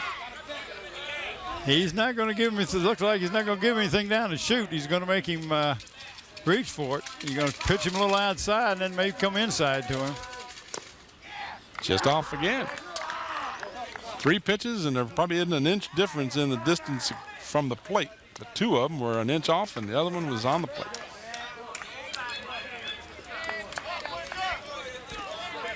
Good evening to stop by Zoom's on the way home, get some fresh-made pizza. Fried chicken, potato wedges, and if you want to have a little dessert, get a couple of Krispy Kreme donuts. Had those earlier. Whoops. Oh, they even got some ham and cheese subs there, don't they? Yeah, they do. All that and more. Friday night pizza. That sounded. I thought about it earlier today. I said, that might be a good place to go. Oh, you just made my stomach growl. Hit to the right side, handled by the first baseman, and to the pitcher covering on a nice effort. Good job of sticking with it by Ray. Yeah, he did a good job of blocking the ball and not letting it get past him so he could make that play.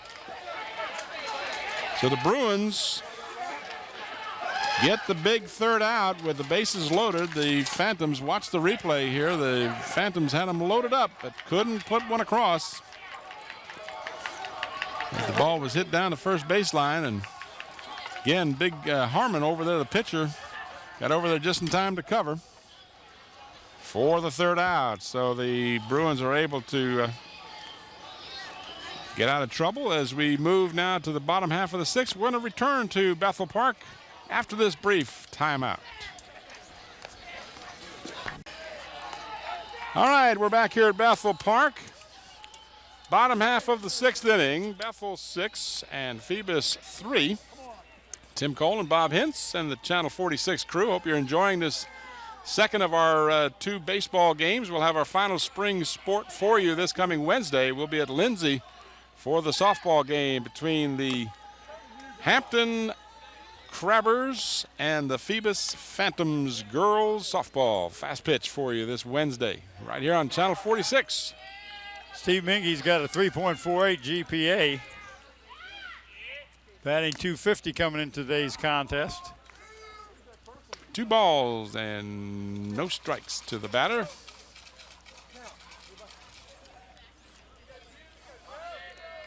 Alvarado is on deck, and Fagans is due up after him. Or Fegans, excuse me. Little low.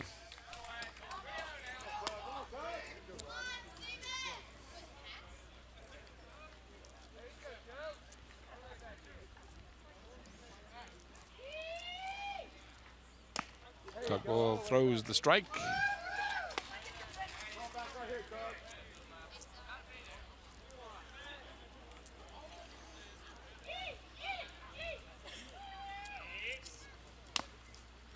Just off the plate for a ball, so the leadoff man, the pitcher, or I guess he's not the pitcher any longer. I'm not sure where he moved. I lost track of him. I think I don't know where he went. He went to the dugout when they brought in Harmon, excuse me, but must have stayed in the game somehow because he was batting. Well, he would have, I don't know. We'll figure that out. Well, let's not try to hurt ourselves thinking about it.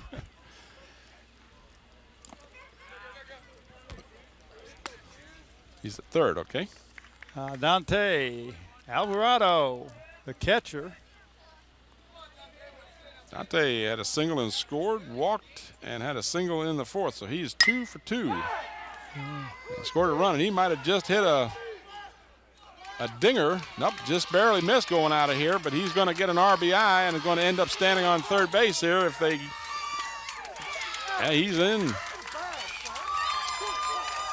So Alvarado, who was on the hot list of who's hot and who's not, stays hot as he gets a triple.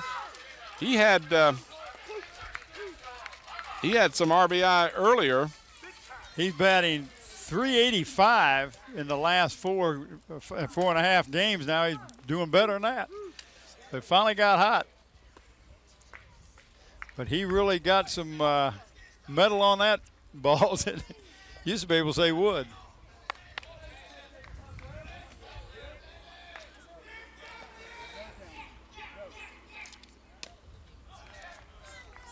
So that brings up the pitcher now, Harmon. Let's see what I got on Harmon. I ain't got much on him. He hasn't batted much.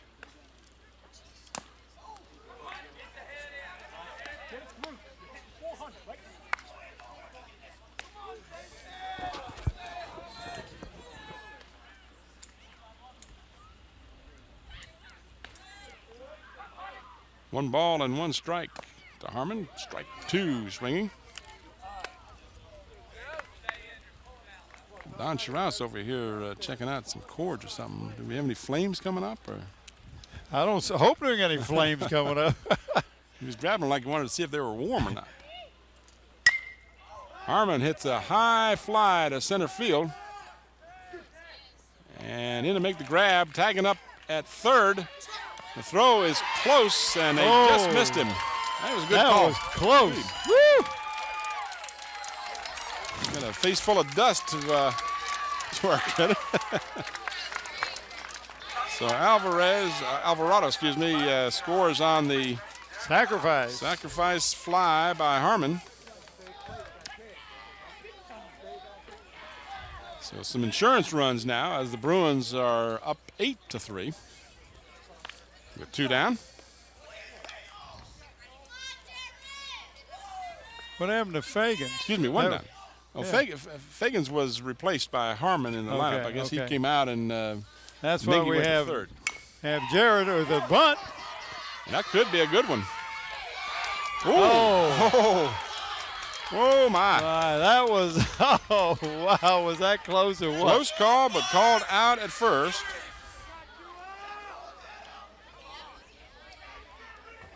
That was a bang play. Called out on a beautiful bunt. That was as good as a bunt can be, I think. Jared laid that thing down there and I thought he had beaten it out. I really did. He showed good speed going down the base. But nonetheless, called out for the second time in the inning, and this is Willis Overton. Batting .222 coming into today's contest. There's a little dust on you. Oh, I got a face full of dust. I thought we were in the Mummy Returns or something with all that sand flying. 2 balls and no strikes. 2 out here. 2 runs in. Off the plate for a ball. 3 balls and no strikes.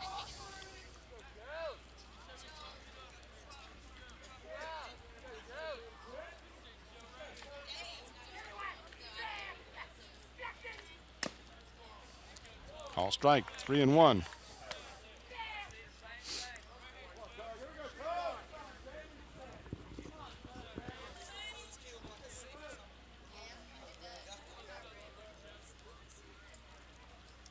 Swing and a miss, foul tip. So runs the count full now, 3-2.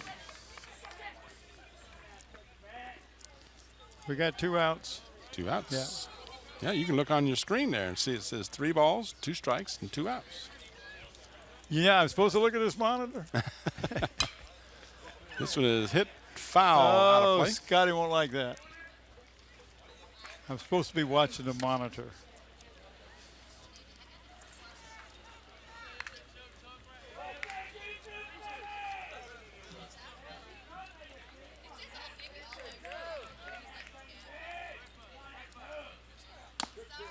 Ball outside, so Overton gets the walk. Brings up Dudley Green.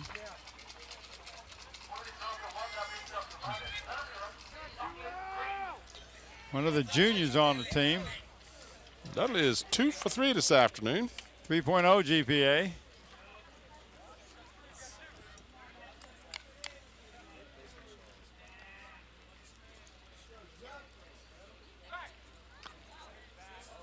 Looking at our players of the game here. Well, I want to kind of go with your recommendations. You've got the score sheet over. I got a clear choice for Bethel. Okay. Got an easy pick for Bethel.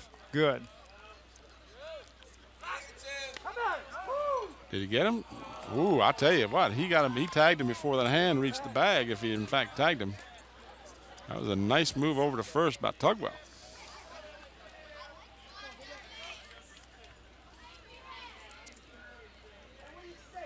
8-3, Bethel here in the bottom of the 6th. Just inside. I'll tell you who my clear-cut choice is. It's Mr. Alvarado. On the afternoon, all he's done is hit a single, another single, a triple, and another three for three with at least 4 RBI that I know of. Well, you think that's pretty clear-cut choice, huh? I think that certainly. Well, not to say that there aren't other choices. There was some good play out there. Mingy's done well pitching and hitting, and but I believe our good buddy there, Mr. Olch, has got a couple of walks and scored a run. But I think Mr. Alvarado, with his 2 triples and a single and 4 RBI, will get the nod. So the runner advances to second. Shows a lot of speed for a big guy, doesn't he? So the Bruins not completely done yet. Green, by the way, with a couple of hits this afternoon as well.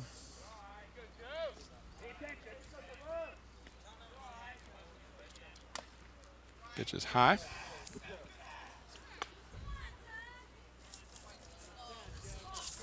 2 away here. 1 ball and 2 strikes to count to Dudley Green. Should he get on, it'll be the top of the order due up.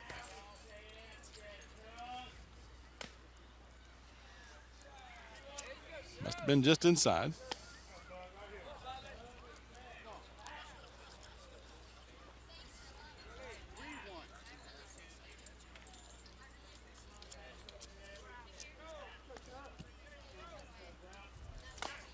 Inside, ball 4. So once again, the Bruins have base runners at first and second.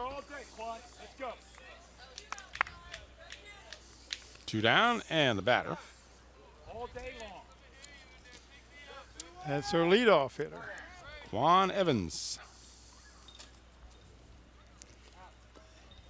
And we're going to bring in Alan Pavlik on a pitch.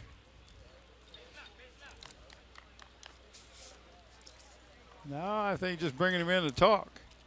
So Nope. he's got, let's see. He's got a new pitcher in there.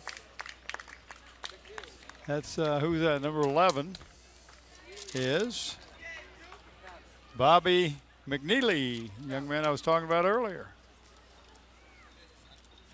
One of the seniors on this team. He's a relief pitcher. Throws a very unorthodox pitch. Throws from way down low. Almost like a submariner. Almost, watch him.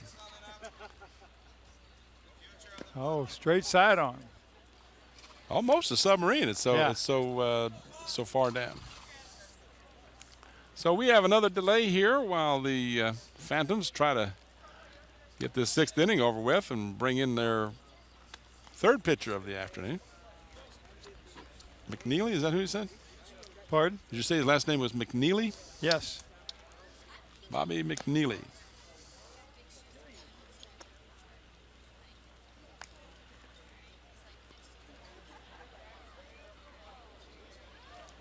This game not at all like our other baseball game, the 1-0 bam, bam, bam, bam, bam game there between Hampton and Giggleton. Oh, that was, you talk about a good pitching duel. And then the Hampton had a chance to win it. They got the base runners in the bottom of their, what was it, the bottom of the 7th, I believe it was. And Giggleton came up and shut them down.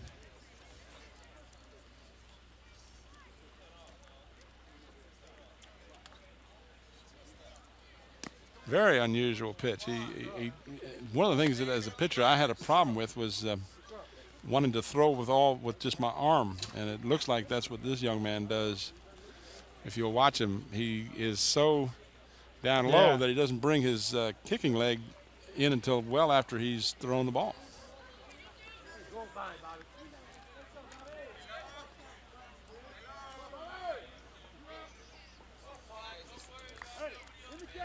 Quan Evans. Well, he'd bring him in and face the top of the order. Runners at first and second. Got away from the catcher. That'll advance the runners. Oh, that went right off the catcher's shin guard. Yeah, it did. I'd have to not say that was a wild pitch. Go inside, out if you have to. So again, the Bruins move the runners up into scoring position. 2 away.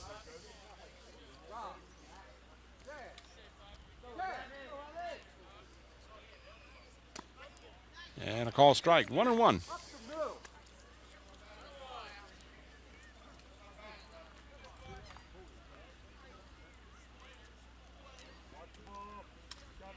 the ball. Fouled out of play. I knew it would. Down there. Come on, stay with them. Come on.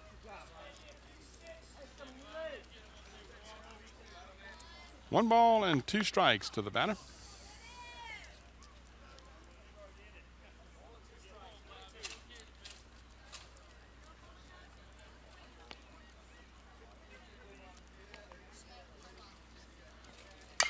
This one's hit to left field.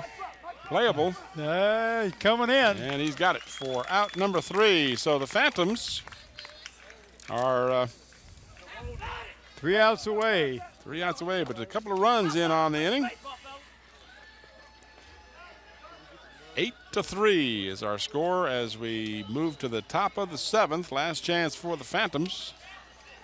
My tally here. Let's see if we had a You got Dante me. Alvarado triple. You got me a player of the game for the Phantoms. I bet you I can find somebody here.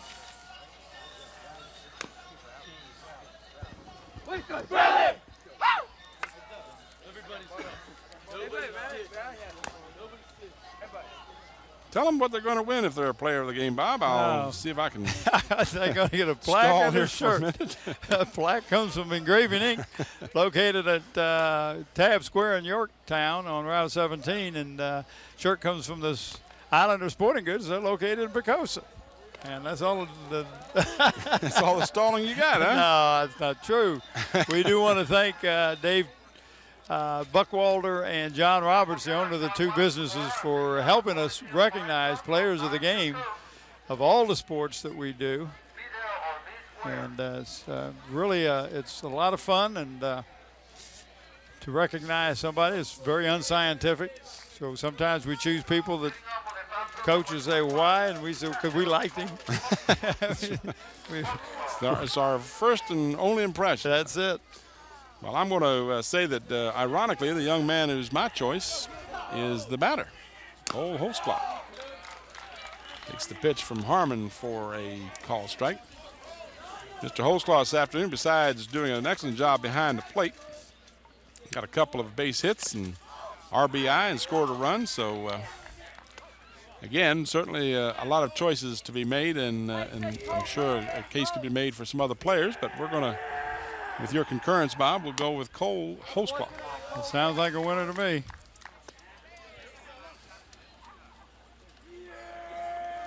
So you're easy to work with, right? Yes, I am. 2 balls and 1 strike to the leadoff batter. Hit sharply back to through the box. Shortstop up with the ball in Whoa. time. Nice play. My. I gotta pull my record sheet here and see who that shortstop was that made that nice play. That was Gonzalez, Guillermo Gonzalez, who came up with that. Ball was hit right back up the middle.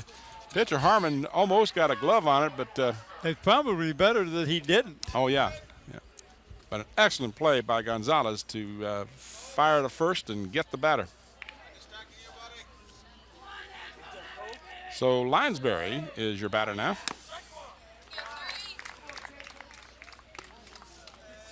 One away, and due up after him would be Ramsey Heros. It's not. There's no S in there. Did I call it Linesbury? I'm sorry, it's Lineberry. Yeah. I wasn't sure. Thought I had an E in one of those. Oh, no, you're right. You're right.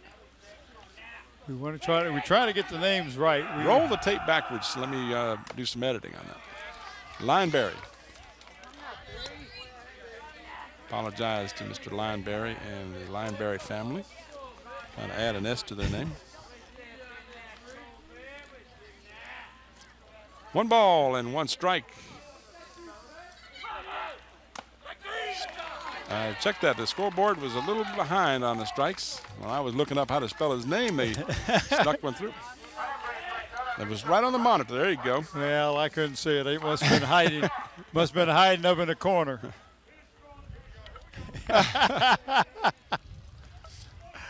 Oh, Scotty, you really. That's right. They knew. The folks at home knew. They said, why didn't those guys at the game know? It's right there on the screen. Can't It's they right see? there. I know. Can't they see it? Don't listen to the announcers. Where is it on the screen now? I don't see it now. Where are you when I need you? Ball and no strikes. And make that a ball and 1 strike as the pitch is. There we go. 1-1 with 2 outs. Last chance here for the Phantoms, trailing 8-3. Bruins looking to improve their mark to 5-10 on the season. And to get this batter, it'll do just that.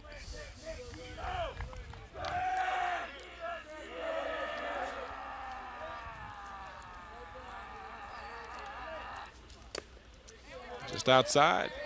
2-2. Check that. 3-1 rather. 3-1.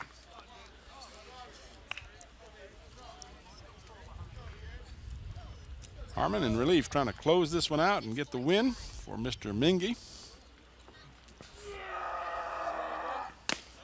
Strike called. Full count.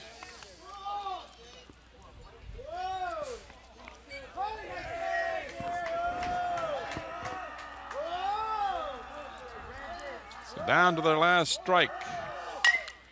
Right side, second baseman sticks with it. Over to first in time. And that is your ball game. First of all, we like again thank Roger Bouchard and all his help here at Bruin That's Park. Skip to you. Skip Bouchard, who is last game we'll probably do with him as a coach, and we want to thank him. Certainly wish him the best in Yes. his retirement. Absolutely. Our players of the game again, Cole Hosklaw and Dante Alvarado. Great job this afternoon by these young men as the teams greet each other, and congratulations at the end of the game. Final score is Bethel 8 and Phoebus 3. We want to thank Zooms, and we want to thank the good folks at Park Lawn Wood Funeral Home with Nancy Staten, the manager there. And of course, we want to thank our good crew, Channel 46. That's right, crew. absolutely. Reminder, we'll be back at Lindsay Junior High, middle school, I guess it's called now in the 20th century. Next Wednesday afternoon for a softball game. But again, the final score here is Bethel 8 and Phoebus 3. For Bob Hintz and the entire 46 crew, this is Tim Cole. Thanks for watching. Good afternoon, everybody.